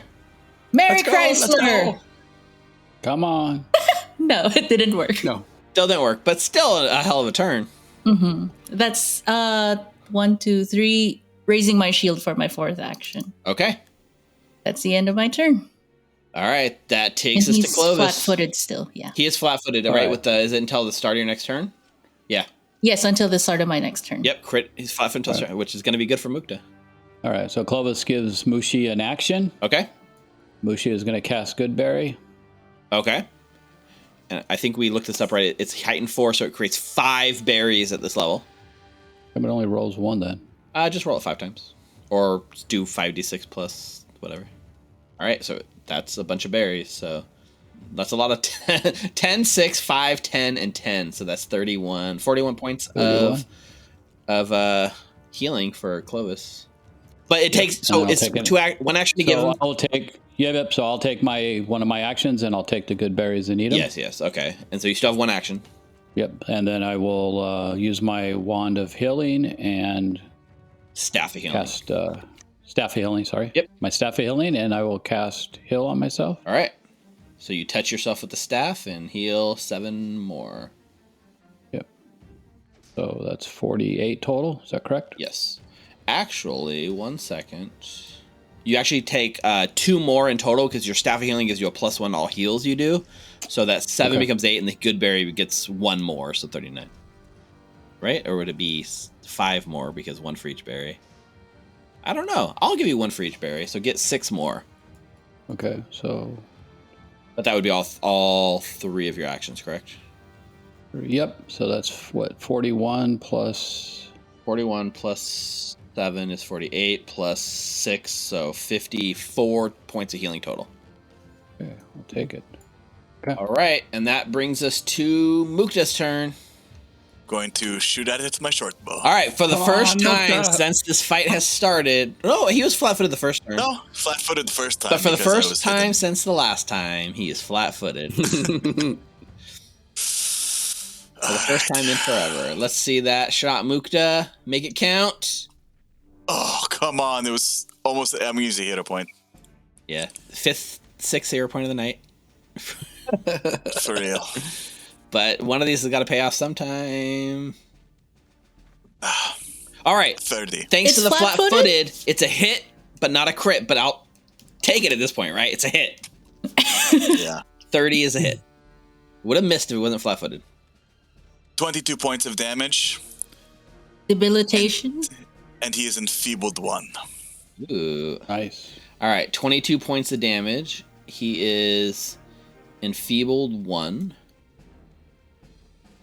So, like, basically, as Nulara, like, hits him, he, like, slams into the wall, he's flying around, all open. You catch, like a weak spot on his, like, soft, right where the scales meet the wings. Your arrow hits, enfeebles him, does precision damage.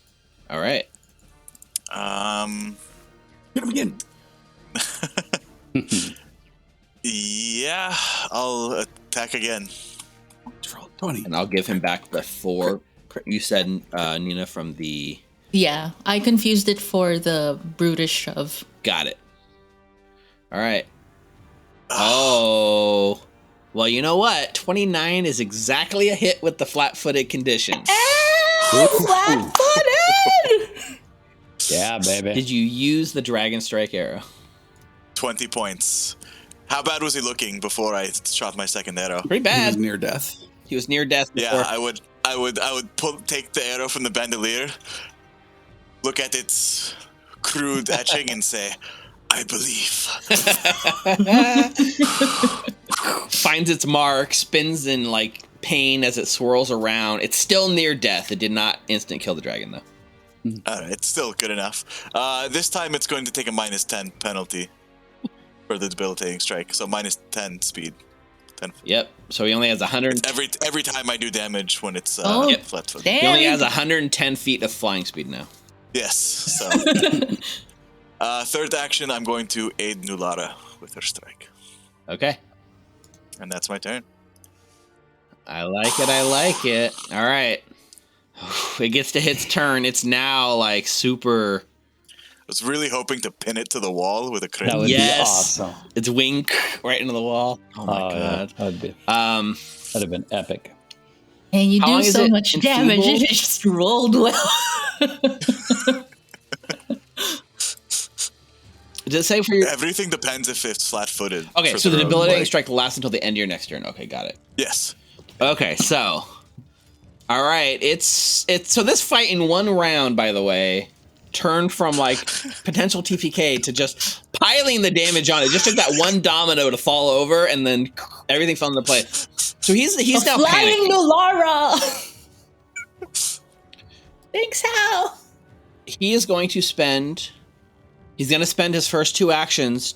Like you watch as his eyes, like you can just see, like for a dragon, like he's lost his cool. He's gotten a little fear, and he fumbles again with that sort of like crystal in its hand, and it digs in deep, and you can watch as it like the edge of this crystal is actually cutting itself, and you watch as it cuts through that like waxy buildup on its skin, cuts through.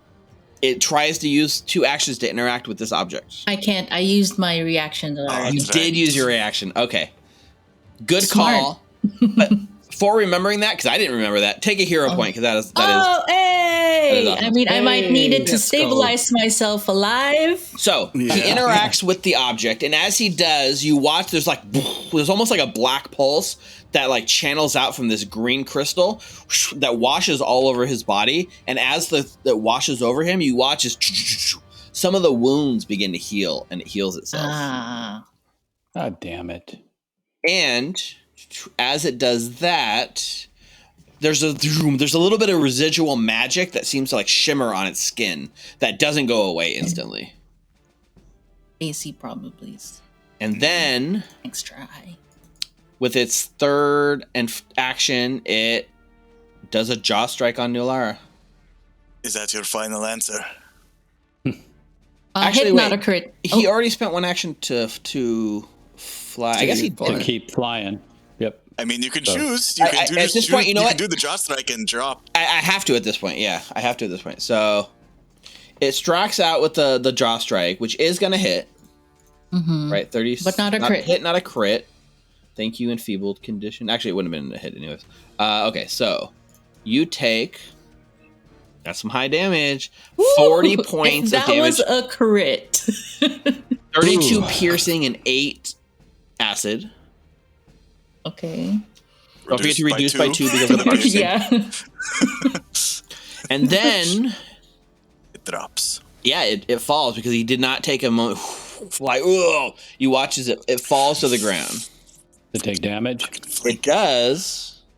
Yeah, interestingly enough, How high if you was it up in fall, there? you land prone automatically. I thought maybe there was like a save. or a way to land, but there's not. It can only try to like grab an edge and try to like grab onto the edge of the cave, but it can't really. So it falls 15 feet to the ground. Takes.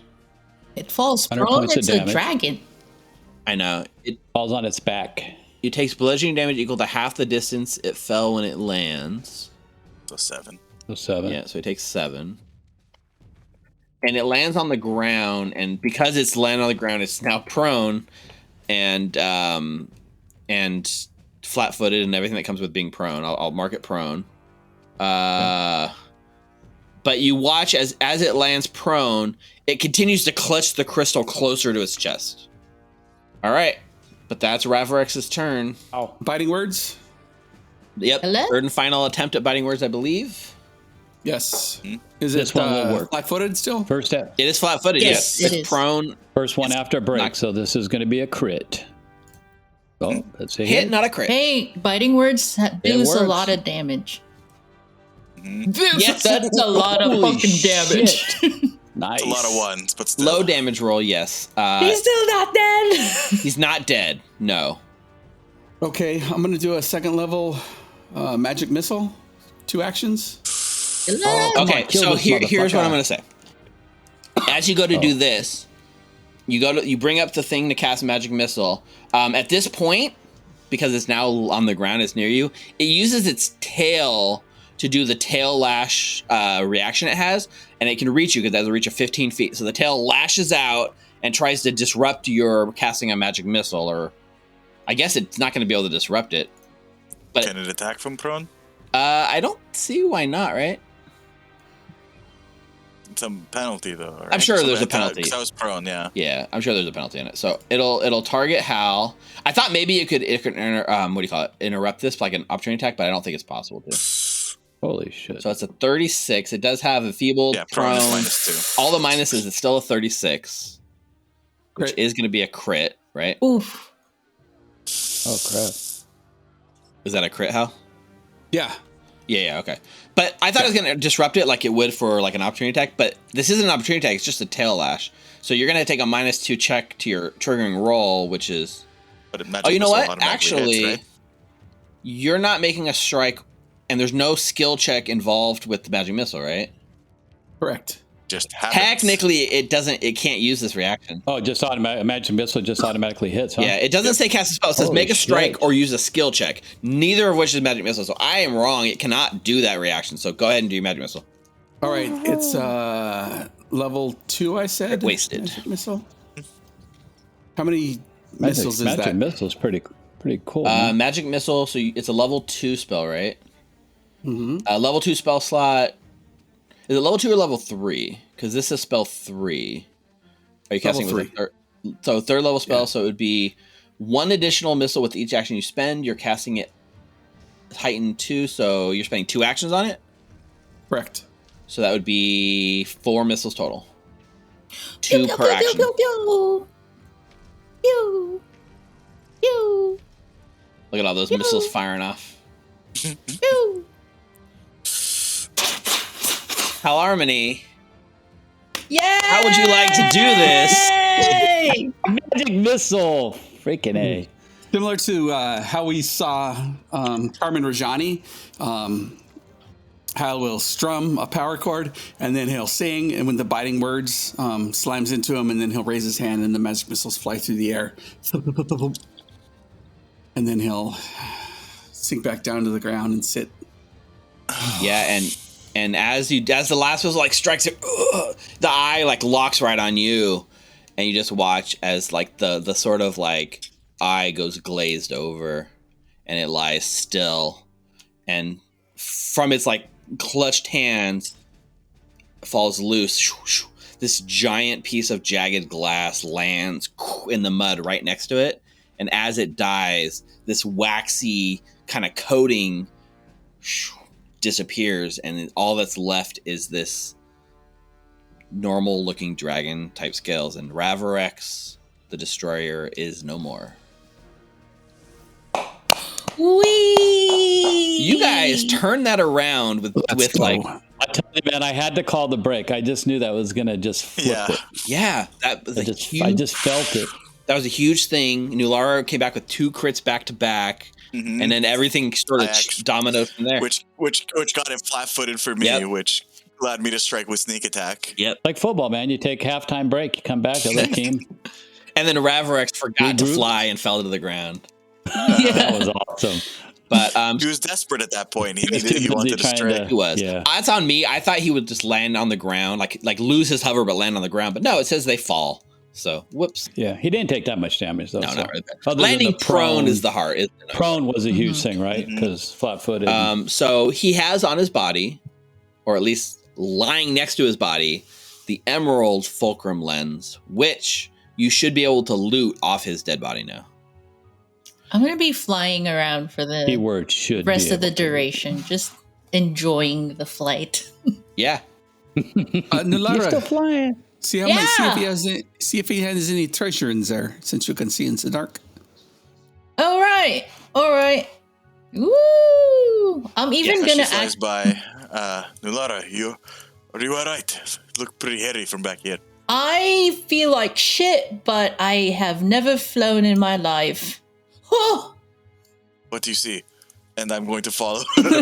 Holy. Yeah, you fly in there and you see a giant mound of like assorted coins, like the comical sort of pile of dragon treasure. Yeah, this is ridiculous. So there is a lootable object here. I've made it. I call it Dragon's Hoard, so you can see the lootable object. Thousands upon thousands of copper, thousands of silver, hundreds of gold, and a smattering of interesting objects and things that he's collected over the years. The most interesting of which is a sort of blade that was described to you by Quara when she was telling you about the Erdefens and stuff. She talked about the blade that slayed her father, or the blade of her enemy that she wanted for her own personal collection. The way she described it, it looks like it's lying here in this hoard. Dragon got the freaking Erdefen leader.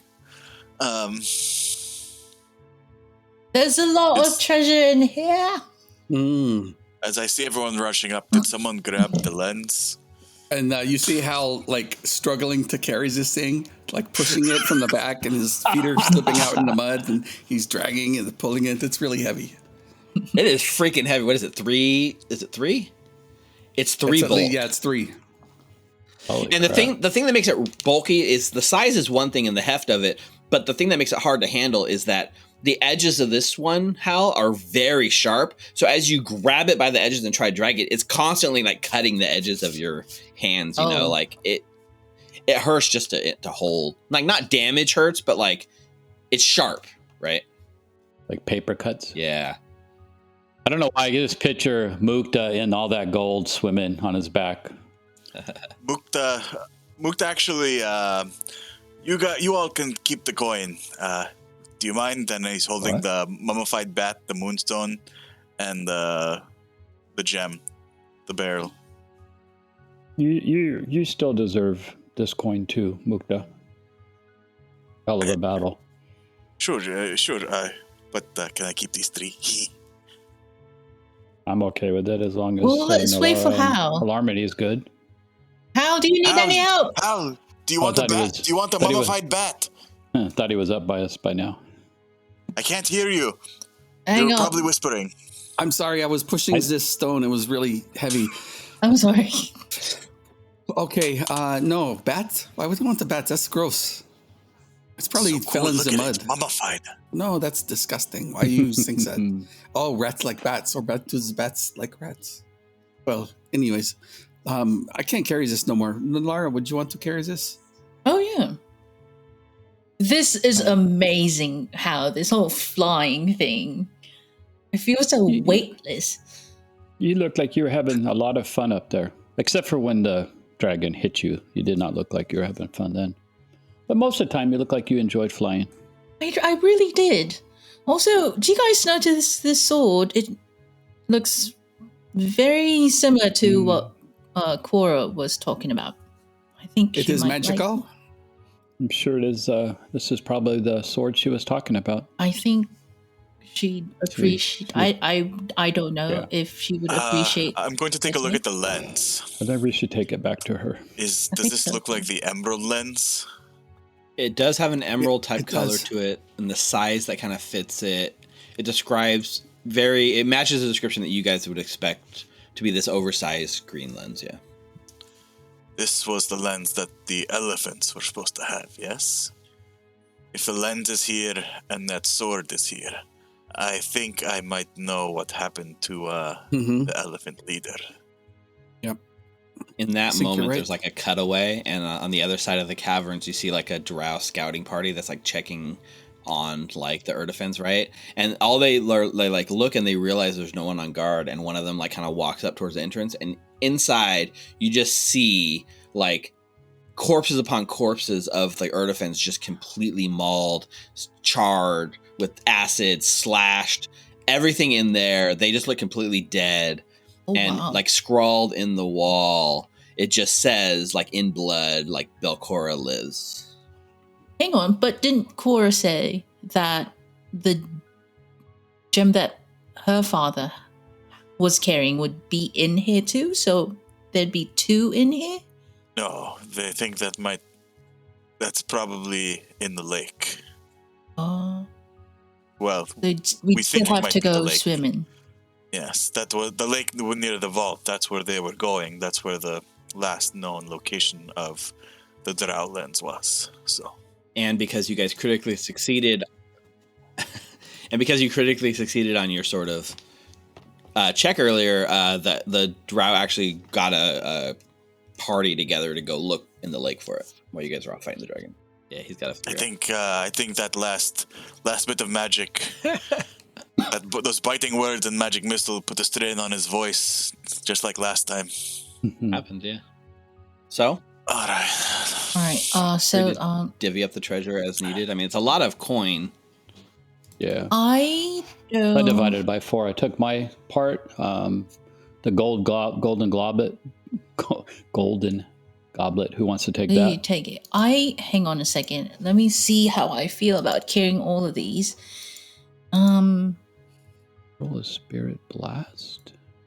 I mean, do we need the copper? We can just tell the drow that they can take the copper. Also, like one of the superstitions that Ankor told me was that if we actually start taking the we should give dragon's it to him. coin, we might get its greed. Not being as greedy as the dragon. She called it like a dragon's curse. Oh, I would definitely not want to be afflicted with that. What? Have you stolen from a dragon's lord? I can neither confirm nor deny any suspicious activities Mokta, we've involving any dragons. almost died together multiple times. I think you could. I think we've had that. We have that like level of That's what intimacy that could equate to like true honesty. That's exactly what a spy for that dragon would say. What? What are you talking about? Are you okay? Nothing, and I scurry off with my treasure. All right. Let me go ahead and carry this gem and the sword and some of the other stuff. Yeah, Clovis is like So almost. give all the copper to the drow, you said? They could. Not a bad idea. Clovis is carrying Milana, so do you much, want by the way. this He's got a sack little of man coin down? dragging through the mud. He's got like 10 encumbrance over the max 11 he could have. Like, he is so weighed down. He is like beyond. Oh wait, clumsy who? at this point. Mukta? No, Clovis. Oh Yeah. He took a bunch of the coins.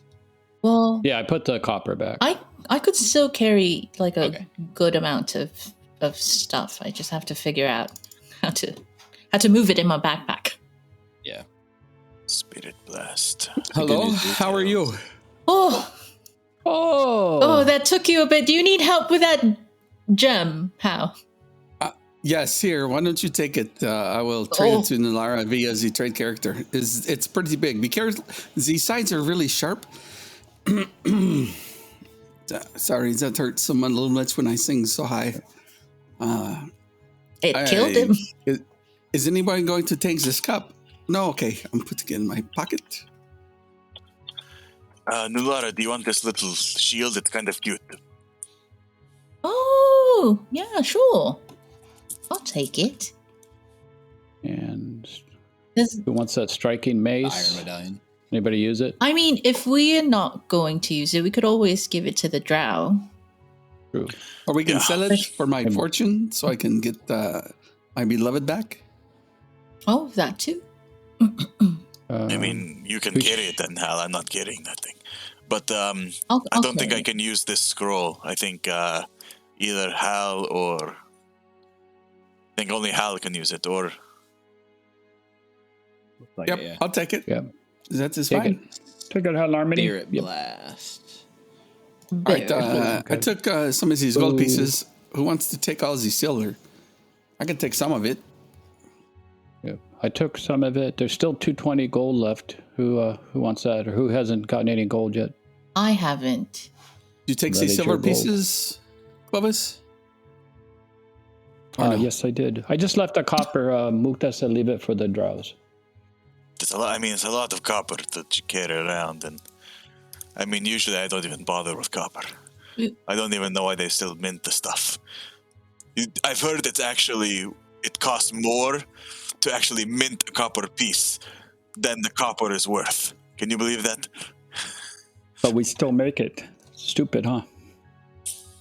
All right, I took some silver. I'm not sure if I want to take all that copper. What is that? First, like 43 gold? No thanks. Nilara, grab that gold. Don't leave it. If you don't want it, I'll take it. Okay, never mind. I mean, I could just carry it around and then we could divvy it up once we get back to the If you could do that, you would help me because I am really heavy right now. So yes, I mean, I could carry a bunch still. Okay. I mean, I'm a little bit slower, but I have my bracelet and like the same kind of. Do you guys really want to consider bringing all these copper pieces? No, I'm going to leave it for the drows, as Mukta said. Should we leave the rest of this silver too, or Nilara, you want to take the silver? It's up to you guys. I mean, I'll take the silver. If nobody wants the silver, I'm going to take some. Carry it? Do you want to carry it? I could carry it for us. And then, like I said, we could always divvy. I could give it back. There is 500 more gold pieces that just showed up from nowhere. Yeah. Whoa. I just put it there, but my encumber didn't change, so I don't know. Maybe it you took 500 gold pieces while we weren't looking. No. Put it down. No. I already had gold. Oh, okay. No, I divided it by 4 and took my point. My portion was like 220. Coins. Mm-hmm. But when she said she could carry it, I thought it would help my encumberment. Only but it 1,000. So 999 coins technically weighs nothing, and then once you add the 1,000, yeah. So it must be my silver that's killing me, right? So let me try. How much silver do you have? 2,683. Because I had some before. Yes. Okay, I'm going to move that. 2,000. You don't. Oh yeah, that works. That was my encumberment. Okay. Yeah, now you're good. Yep. So if you can carry my 3,366 silver in Nilara, that'd be awesome. Oh boy. Well, that's not that much. I'm counting it out. 1.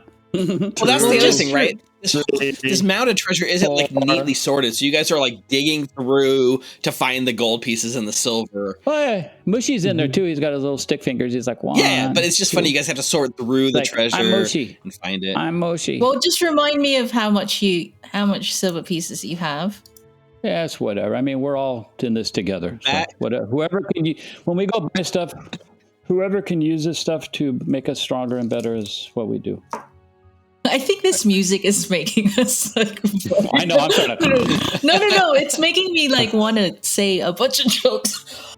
Oh, this is making me very like mellow and calm. Like Mukta, since you know so much about the dragon, is there anything you want to take from it, like a tooth to hang around a necklace or something, or a talon or something like that? Maybe like you can get like an upgrade from Clovis's Drake armor. You know, like. I mean, I'd have to pull out a tooth. That's kind of gross. I Is that mean, doing I'd your rather dragon? take its shiny jewels. And I'm just looking at the bat and jewels. Like, Maybe you, Clovis. I would like some of that skin. But it's all melted off. I thought it would be good, but so Clovis goes over and pulls out a tooth and walks over and hands it to Mukta. Here you go, Mukta. So you can if you'd like, you can attempt to harvest and make sure you don't accidentally impale yourself and have the acidic dragon saliva injected into you, Clovis. Oh shit! Maybe I should leave it. I mean, do you want me to get stuff from it? I can try to get stuff from it, but what kind of check is that? I say to the voiceless god in the sky. I was trying to look and see if there's actual like rules. I remember, so like it's interesting because like, certain creatures, like especially I remember when we fought the Scalathrax, you know, it like gives you like rules in the character stat blocks. It's to harvest, it's this check and this and that. But as a general rule, I don't see anything on like what it takes to harvest from a dragon, which kind of surprises me. Yeah, it's a free borrow. We just pull the tooth out. So to harvest, to harvest from a Scalathrax, to harvest the oil, it was a crafting check because you were kind of trying to harvest. So I don't know, what would it be? What are you trying to harvest here? What do you guys want? Well, why don't you take the skin? Maybe Clovis can get a grown-up Drake skin and take its blood and its eyeballs and its fingernails and its teeth and the dragon brains. The teeth we can make. I mean, this is going to take me a while. Yeah, we got time. Wouldn't it be cool if we all had a matching dragon toothed necklace around our? I think so. Oh, that's so true. We walk up, people would be like, "Oh shit!" How big are these dragons' teeth, by the way? I mean, it's a large creature, so it's not super crazy huge, right? This isn't as big as dragons can get. So each tooth is probably somewhere in the neighborhood like 9 to 10 inches. Ask Nilara. I bit her in the ass a couple times. Nular, So one tooth is like in your shield still. So one tooth for Mukta would be like look like It depends on how much you file it down, right? yeah. Okay, for the like the bigger teeth. Well, you know, I'm talking when I say the big teeth, that's the biggest teeth, right? Not all the teeth are quite that big. You could go for a smaller tooth. Just give me a general crafting check, or actually, so there's 2 checks, right? One to sort of figure out the best way to harvest it, and then another check. So who wants to be in charge of, you know, doing the check to, you know, is it survival? Is that what they call it? We haven't done one in a while. Let me look at the proficiencies real quick. Yeah, so somebody can do a survival check or a lore check or a nature check to show the best. I can do a nature check to extract the teeth. Yep. You guys want me to do the nature check? Mm-hmm. Yep, I don't want to do that. Yeah, so go ahead and make a nature check, Clovis. I mean, 9 on the dice, 28 total. I'm going to say that's probably good enough for a success, so that'll give you a +1. It's like an aid, right? So a +1 to your check, Clovis, or Mukta from Clovis. All right. To extract a tooth, it's not that hard, right? DC 5. I mean, let's say DC 20 crafting check. I don't know if it's possible to fail. Maybe if you critically fail. Never say never when Mukta's involved. You already got That's it put in there. +1. So you spend some time and you have a hard time dislocating the teeth from the skull, right? Like it's not just as easy as popping it out, right? And Clovis is micromanaging you, like no, right in there, right? But like you can't seem to pop it loose, and you know you spend 10-15 minutes unsuccessfully extracting any teeth. At this point, it's less of will you get it, and it's more of how much time is going to be spent getting it, right? Yeah. Didn't you? Oh, does he have to beat a 20 or 20 or higher? He needs to beat it 20 or higher. Yeah. Well, he had +1 from my. It's already included. It's already in that included. Roll. Oh, it is included in that. Shit. That's why I said Sorry. circumstance bonus +1. Got it. Foundry, by the way, took care of that automatically. Yeah, I see that now. Foundry. So if you want to keep going, it's just another 15-minute increment of time to harvest more. How badly do you want these? I kind of just like look at my hands covered in the dragon mucus and like wipe them off on Clovis. Maybe like Hal Lombardy said, the skin would be good if I could get some better armor. You want me to skin this thing? Maybe that'd be worth more time on that than the teeth. Maybe teeth aren't going to do nothing. To skin the whole thing, you're probably talking like hours of time. It's going to be hours of time and very careful. Like in failure on de-skinning it could result in like kind of damaging the final product, right? Teeth, you yank them out, but the scales to like cut in perfectly to get enough off. Depends on how much you're trying to extract from the dragon scales. Enough for armor for me. Right. All right. You want to tell me where to cut here, Clovis? Give me another nature check, Clovis. 35. That's a critical success. So you can take a +2 on your thing. To extract, I'm going to say it's a DC 30 to extract. DC 25 to extract a usable amount, and then the higher you get, the more usable material you'll get. All right, come on. 10 or above. Come on. Your magic number for the night. Come on. 26. I did it. All right, It's above so 10. so 26. That's a success. So after an hour and a half of work, you've extracted enough dragon scales to basically cut out a piece that's usable enough to like cover what you estimate is enough to cover like one medium humanoid creature. My hand has started. Good job, Mukta. I appreciate that, man. Yeah, great. My hand started to cramp. Oh, Do you know how difficult it is to hold a dagger like that for that long? Oh. no, I don't. I don't hold daggers. Never have held a dagger. There's gotta be. All right. There's gotta be like Here's the rules. scales. You can carry them. 'Cause I much appreciate that. There's got to be rules specifically about how much skills are worth and what can you build them in and stuff, right? What rules? Nah, Pathfinder doesn't have that many rules. Right, there can't be that many rules in Pathfinder. All right. And while some of this is going on, I can take 10 minutes to refocus. I'll allow you to spend 10 minutes of these hours that have gone by refocusing, yeah. All right. Same with Hal and stuff. I'm going to look it up later to see what it is. But yeah, you have extracted a decent amount of dragon scales. Now you just need to have it crafted or sell it off or something. No, we want to craft it. Is there any like clear water nearby, or is it all like murky and gross? Everything here is mostly like muddy. Now, if you go down the tunnels to the east a bit, it starts getting thicker water. It's not clear by any means, but at least it's flowing water. Do I have any water in my water skin? Probably. I'm going to just wash my hands. Okay. So you fold up your, 3 bulk worth of dragon It's scale. gonna smell like dragon for days. While they were skinning the dragon, I'm gonna go to Hal, and then I'm just gonna ask, Hal, could you maybe teach me how to say this is the sword that killed your father in Undercommon or Elvish for Quora? Elvish I is think not he'd so much. appreciate it. But Undercommon, of course, I could help you. What are you trying to say? Maybe I can, this is the sword that killed your fathers. That's not so much. Well, I mean, I'm not very My name is flowery Laura. with my Prepare to die. words.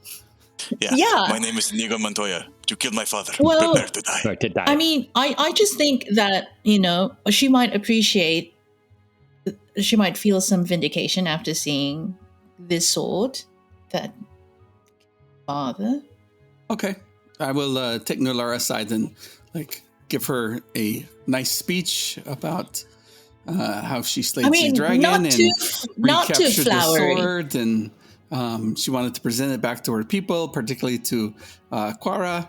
Wink, wink. That maybe she would take some gratitude in her that. So I will make up the speech, and at the end I will add, "Can we have dinner later?"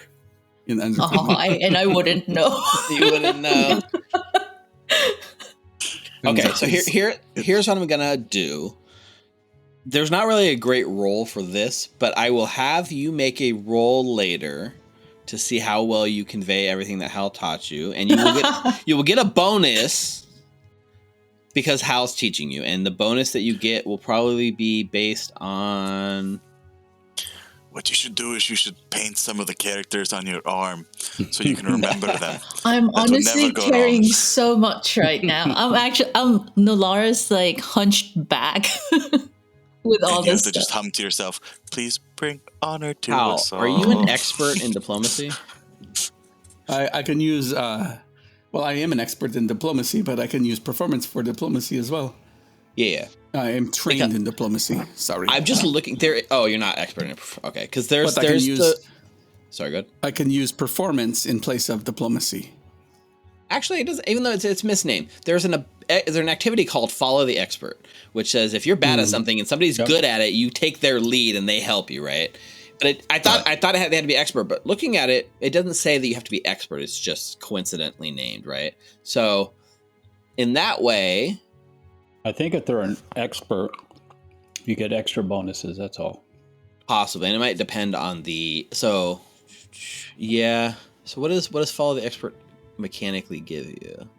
More on Follow the Expert. Like a plus, like instead of taking my modifier. Yeah, so you get a +2 if they're an expert, +3 if they're master, +4 if they're legendary. Does it say that under the rule of it? Oh yeah. Okay. If you click on follow. Yeah, sorry. I was looking at the rule, but not the. I was looking. Yeah, I wasn't looking at the action. So, the ally must be at least an expert in that skill. But you are an expert in performance, and you can use performance for diplomacy. So, I think what will happen is as you've been working with her on this, and as Nulara goes to say this, you'd be in the background, sort of like strumming along, and just helping her, like remember her lines, right? Okay. Yep. So you are a master, or what are you in performance? Expert. Master, right? You're an expert in performance? Master. Yep. So Master, so +3. So and you're level 9 now. So Nulara's going to get a +9 because you're level 9, in addition to the +3 because you're a master. So her following your expert is going to give her a +12 to her diplomacy check. Not bad. Whoa, So instead of her own bonus, she gets a +1? +12. Yeah, so instead of your +1, you get a +12 because you're following Hal's lead. Yeah, that's very cool. But it's still going to come down to a roll. So unless you guys have anything else you want to do here, I'll fast forward and like crossfade to you guys back at the drow. And I'm just going to whistle for our audience member, Oh, the drow, and tell him in undercommon, you might want to tell your people that there's the dragon's hoard for you. it's full of copper. yeah. Hey, they'll take it, man. They wouldn't expect anything, right? Nope. So, They can harvest the rest of the dragon too if they want. yeah, they are. They are really like sort of touched and surprised, and he's been watching in amazement as this fight kind of went on, because he spent the whole time hiding behind the like mushroom, just like jaw drop, like every time, like you guys are almost lost, and he's like starting to be like, oh, okay, well, I got to get back, and then all of a sudden it all fell together, and he's just jaw like, and he's a believer, like he's like when somebody watches the Neo, and he's like, you're the one, right? Now he believes that you guys can stop Belcorra, right? He's a believer. That's pretty cool. So, yeah, so we cut back, and then we're back at the base, and Quara's there. Her bodyguard is still stoically, like, just mean, mugging you guys. And It worked! It worked! Your arrow worked! one eyebrow just barely goes up, like, well, of course it did. But tries to hide it, but doesn't do a very good job. Like, you can see through you see the surprise on this stoic warrior's face. And right, you guys are here, and she's like asking, and then the drow is just like, they did, like going around just telling everyone the Ravirex is dead, right? You guys are dragged back this large like ochre lens, emerald lens, which, by the way, Nulara, as you've been carrying it around, it's trying to like connect with you and invest in it. Wants to make that connection. It wants to meld with you like the last lens did. I will let it. You will let it? Yeah. Okay, Because so I on the saw walk, it heal the dude. yep, on the way back, as you're walking back, you make the connection with the lens, so you invest with it. As you invest with it, and as it connects with you, everyone watches as Nulara kind of develops a waxy coat and a waxy sheen all over her body, like Ravirex had. It almost looks like you have a layer of like thick wax over every square part of your face, your hands. So everything. you look like a Madame Tussauds version of Nulara. Yeah. Oh, that looks a lot different than that bark you had on. What do you mean? Why are you guys looking? Right, and then as you do that, you can feel like something change inside of Nulara.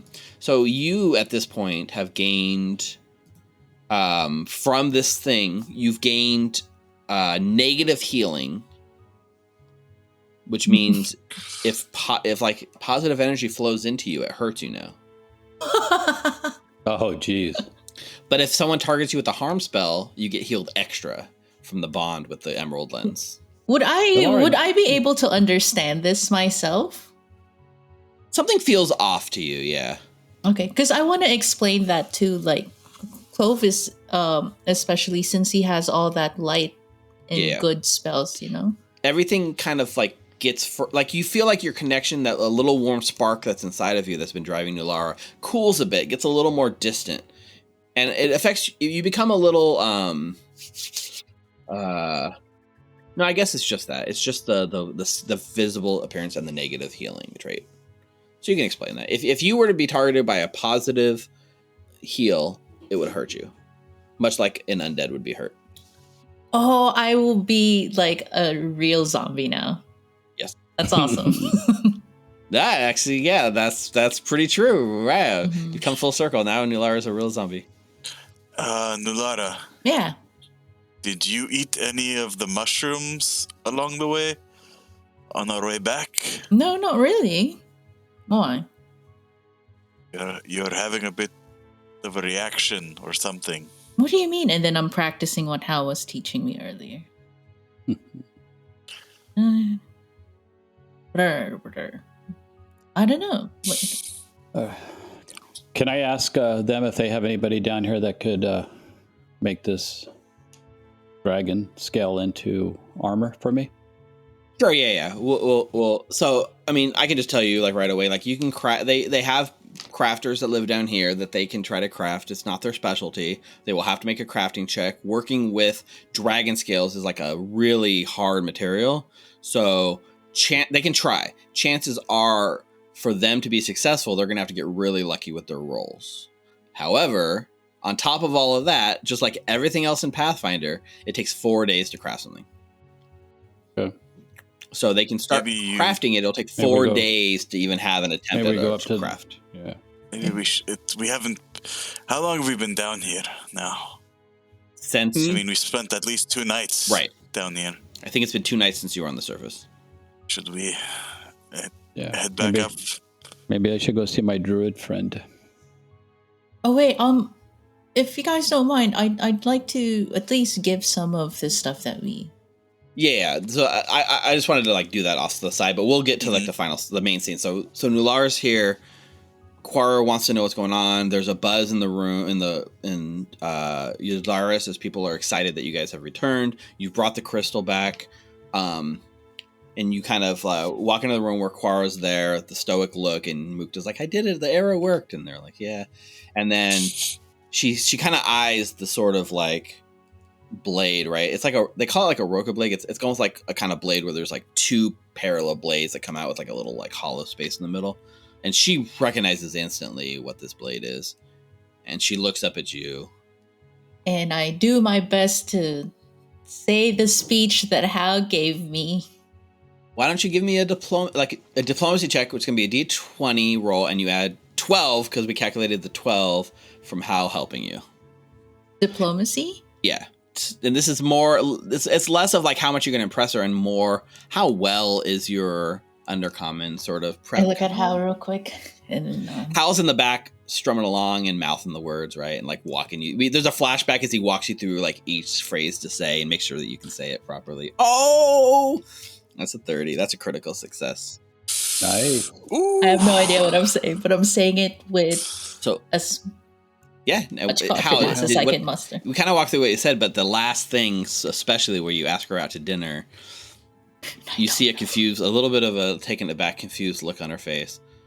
And in undercommon, she adds, I accept the blade of my enemy, but unfortunately a woman in my position can't date freely.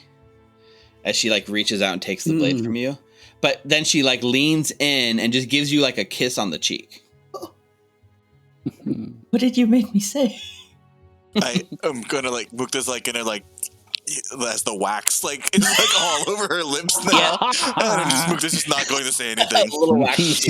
She's like wipes her lips off a little bit. Like, I'm sorry. And so she tells you like, you know, like for bringing this back to me, like, you know, we're in your debt, like even more than we already were. She goes to like her personal sort of like collection of stuff, and she pulls out 3 things to give you. Right, one is it's a bracelet, and I'll have to add it to your character sheet later because I don't think I have it ready to go. But she has a bracelet that is covered in gold and opal, and within it's almost like inlaid with like elven script. And she lets you know, I mean, through your interpreters or whatever, that it's sort of like a bracelet that belonged to her. Her father owned it. It was her mother's bracelet, and it passed to her when he passed. And for bringing the blade back and defeating her enemy, she offers you this bracelet. So she gives you the opal bracelet that she had, and the key to her. And she lets Mukta. She tells Mukta that he can keep the cloak that he loaned, that was loaned for the elven cloak and stuff. Yours to keep 100%. And she offers you guys another set of elven cloak and boots. If anyone would like to take another set of that. So those are the 3 things that she rewards you with for bringing her the blade back. I mean, who wants to be matching buddies? I don't. The last thing that she brings out, you can see like in the back, like the twins are very like silent watching over it. And then one of them's like, and she looks up and she's, right. While we were on our mission, while you guys were gone for your hours and hours upon, did the dragon fight last hours? Really? We'll figure that out later. But while you were gone that long, we recovered something. And she motions, and they like kind of like pull this like cloth, and you see the ochre lens sitting there in the table with them. Great job, guys. It was great job. It was in the muddy banks of one of the islands in the lake. We were able to find it pretty quick with the tech magic once we knew we were looking. We only lost 3 soldiers retrieving it, but all in all, I believe this is the last key to the puzzle. And she offers you guys the ochre emerald lens. Should we head back to the vault? Wasn't it her fault? Wasn't it Belcorra's fault, though? Yeah, but we have the key. She's a ghost. She could pass through walls. Do we need that for... Do we need that? Do we need to go in there for anything? I thought that was just for carrying stuff around. We don't need that no more, right? We can just we can push it into her like Lamar did before. It would require like at least each one of us to carry a gem. There's only 2 left, right? Oh. I added the I see what you're saying. The ochre fulcrum lens to your inventory, Nulara, so you guys can figure out what you want to do with it. So what you're saying is we should get that carrier and carry it around since we have 3. Well, 2 now, right? We maybe. No, 3, right? That other one we've already. It's. Yeah, we put. I put it on her. She absorbed it already. It's already done. Oh, that's right. So just to recap, because it's been a few weeks. That. There's 4 lenses in total. Mm-hmm. Yep. 3 that you guys knew the locations of, right? The E-bomb lens. The crimson one, which you already injected into her. Yep. The emerald and ochre lenses, which you now have in your possession. Yeah, I gotta be careful. Wait, which one? Which one? The ochre lens and the emerald lens are now in your possession, which still need to be invested in her. And from what you read in her diary, when you found deep in the vault, is that the 4th lens was the Ebon lens, which she was going to keep and use herself and take it down into the shrine of Nimbaloth, the empty vault itself. Yep. And that's where she was going to keep it. So it sounded like, from what you gathered in reading, that she may have already used this on herself while she was alive. Mm. So if that's the case and it's still inside of her, realistically, all you need to do to finish her off, if it works, is inject these these last others, 2 gems into her. With the lens holder thing, right? It's like a Does that focus them as well, or no? It gives you a way to put all the lenses into one staff, right? It reduces the bulk to 2 flat bulk, no matter how many lenses you're carrying. So part of the bulk of the emerald lens being 3 is that it's so big and unwieldy and sharp, right? Mm-hmm. So if you put the emerald, the ochre, the crimson, all of that in the fulcrum lattice, it's only 2 bulk for you to carry, no matter how many lenses are in it. Also, when you make the attack to sort of force it into Belcorra, the fulcrum lattice allows you to use the highest bonus of all the gems, because each gem has its own bonus to the attack roll. So whatever the strongest bonus you have, it can use that for all of the gems or all the lenses. So we would still have to do it 2 more times. You still, though. you can't just like double up and do it all, but you could still, you could focus it into one. It's still worth object, it. Yeah. Yeah, it makes sense. So yeah, it makes it easier to carry all these lenses around. Number one, but it does require someone to carry it around in the sort of this unwieldy. Yeah, and remember, it was this huge thing. Yeah, it's like it's big enough that this big lens you have fits into it, right? It's 2 bulk. It's built in a way that even though it's like kind of bulky, You can kind of strap it, to your back. yeah. It still only takes 2 bulk, no matter how you do it. It's got a roller on it, so. They invented the little rolly wheel thing. So it's not required to use that by any means. It just gives you an option and a way to focus all the lenses into one place. And its original intention was to allow all the lenses to be installed into the gauntlet, which would extend its range from here all the way to Absalom once it was installed. Shit, I just read this mummified bat. I thought it was just a bat. Oh, it's an actual talisman, yeah. So is the Iron Defender thing. So talismans are like consumable objects, kind of like the little Otari one. So you like wear it and then you activate it right before you do something. Would you guys be comfortable leaving the lenses here while we go upside? Oh No. Well, no. yeah. Not that I don't trust people here, but I don't trust Belcorra not to come back and wreak havoc. Yep. For them. Agreed with that. Well, at the moment, I could still carry everything. Yeah, I'll just be slow. So we go get the lettuce, and then we go to the druid dogs, and then we go to the town and get a hot bath. We could, but when we get out of the light, what? Are you going to melt in the hot bath? What do you? I don't think so.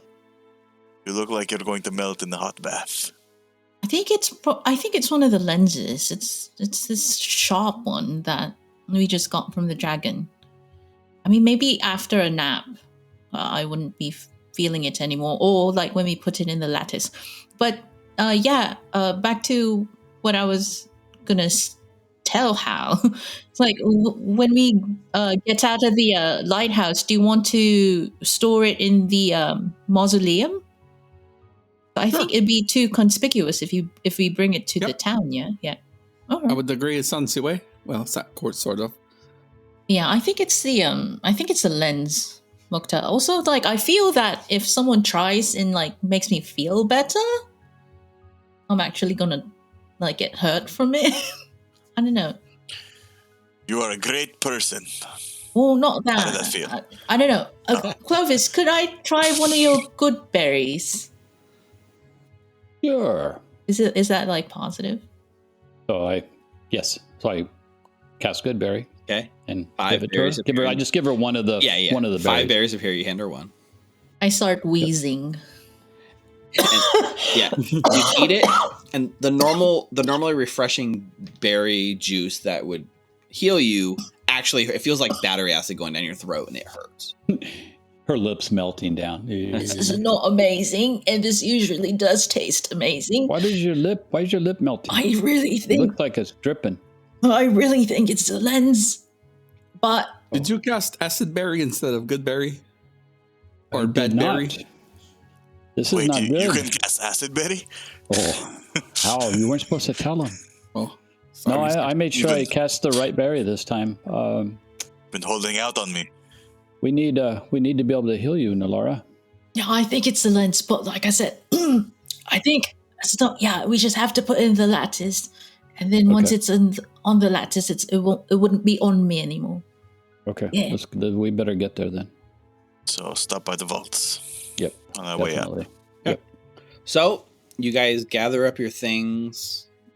Say goodbye to Yildaris as you go to return to the surface. It's been 2 days, 2.5 days or so, 2 nights at least, and then some days on either side of those 2 nights down here. And you guys take the long trek back up through all the levels of the Abomination Vaults that you have been through so far. And in the interest of time, you make it back without any sort of because think about it, right? Like, if you're really doing it, you're going from here. You have to go back up 1 floor. Lots of levels, right? Run through the spider infested. So let's just do this as a montage, right? First thing first. Giant spider that's on the ceiling shooting webs at you as you haul ass, carrying all the coinage being dragged behind you, right? We drop a couple as we run. God damn it! Right through some the mushroom jungle, back in past the cave where the creature and the whispers were, back up the gauntlet, and at this point, right, as you pass back up the gauntlet, there's that weird indentation that you saw Belcorra pass through multiple times. Now that you have all these in your possession, as you stop as you're going by and just realize that the shape seems to match the shape of the emerald, of the lenses themselves, the curvature and the size. It feels like if you took one of these lenses and just pressed it into the indentation, it would match up. Do you open it? I was like, should we do it? No. This must be where they align it, and this is how she would shoot to be able. It's like the outside of a curved wall, so it seems weird, right? Maybe that's how she's going to be able to get this light from the lighthouse to go to all the towns. Makes sense. I don't think we want to help her by putting it in there. Can I make any sort of perception check, kind of tap with the handle of my dagger along the wall to see if it's solid or if there's perhaps something behind it? Yeah, so you give it a tap, tap, tap. It feels completely solid. Why don't you make an Arcana check for me, though? Now that you are the resident Arcana master. 21. Yeah, not much gain from this. That's a plus 17, but a 4 on the dice, 21 total, is not quite enough to ascertain anything of the I'll give magical. you my hero Maybe point. there's a magical nature, maybe there's not, but you're not able to ascertain it. I mean, is this something we want to deal with right now? Maybe on our way back. Yeah. You just file away the knowledge. Been down here a couple of days. We'll come back. I'm ready for a bath. Clovis, you definitely need the bath. Oh, yeah. Back up the spiral staircase, and that spiral staircase takes you 3 levels. You go through the prison level, through the laboratory level where, you fought Jafaki, up 1 more level to the sort of arena level. Then from there, up the big giant staircase into Belcorra's sort of hallway of past adventures that she's beaten, right? All the wisps kind of floating in the Shrine of Nimbleoth, through the secret passage into the dining room, from the dining room up to the to the library, from the library up to the servants' quarters, from the servants' quarters up, and finally, after all this long trek and basically an hour and a half, 2 hours of constant moving and being careful and making sure nothing hurts you. And there are some things that jump out, but you guys easily dispatch it. The threats on this level, you guys are so cohesive now, they can't hurt you guys anymore. And you finally emerge with the sunlight just about to go down, and the sun hits your eyes, and you've made it back to the surface, back to Otari, or back to the ruins of Gauntlet on the outskirts of Otari. And I think you guys begin marching your way back to town, to the mausoleum, to put all the things away. And as you guys kind of march, we kind of fade to black, and that's the end of tonight's episode of Dragon defeated. And as you guys come back up here and are about to do this sort of shopping. You guys got lots of money. I'm sure you guys got lots of money shopping and all of this. This is where you guys level up to level 10 for getting all of the lenses in your possession and the knowledge on how to defeat Belcorra. You have now stepped into the final phase. You guys are level 10, and now all you need to do is to defeat Belcorra once and for all. So, easy. Welcome to level 10, you guys. Woo! Oh, shoot. Oh, shit. So, that is, that's the end of tonight's session in terms of, like, you know, on screen. We need to figure out our level up choices, and presumably we'll spend the first half of the next session doing shopping, role play, sort of everything in town, right? Like thematically, I mean, your characters might not know this, but as players, we know this. This is like the last time we're at the surface before we go down to defeat Belcorra. Whether or not you guys return, we don't know. This could be your last time ever on the surface, right?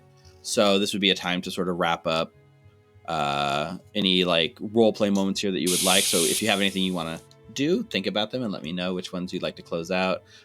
Assuming your character survives until the end of the last episode, you will then be able to come back to the service and really wrap it up. But anything you want to do now to set up the end, you know, let me know.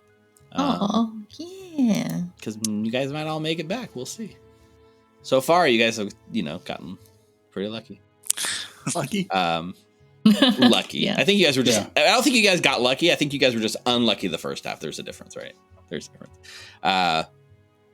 So yeah, let's do that. And as a special thing, right? We normally play Wednesdays, but for this upcoming Sunday, January 2nd, we're actually playing on Sunday. We're adding a Sunday session to the schedule. Sunday roll. Sunday roll. Instead of having to wait a whole week for the next Sunday. session, you guys are going to only have to wait like 4 days, right? Mm-hmm. So this Sunday at 7:00 Pacific, we will have episode 6 of the Abomination Vaults, followed by our originally scheduled episode next Wednesday. So within the next week, you're going to get 3 whole episodes tonight and 2 more.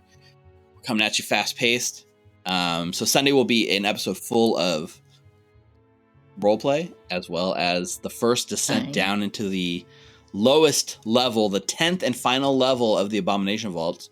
And we'll have to see what awaits our heroes. Just wanted to give a quick, and I want to give a quick shout out real quick to everyone. You know, thank you, Ninna, Rick, Richard, Mike, everyone that played. You know, you guys are awesome. I had fun. Sweating bullets for you guys at the break. Calling a timeout to go to break and coming back and changing your dice was awesome. Huge shout out to everyone in chat, like Links. We had a new chatter tonight. Let me find your name. It was Gosu Bilko.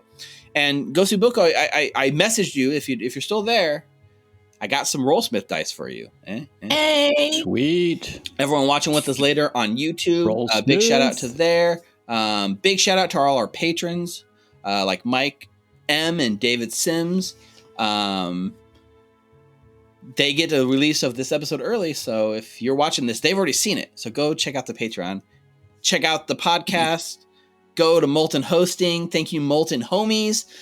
Use the referral code Recall Knowledge, one word, for your first month free. Thank you to the Rollsmith for sponsoring our episode as well, for using the awesome dice. Even though the players didn't have much success with the dice, eventually they came around.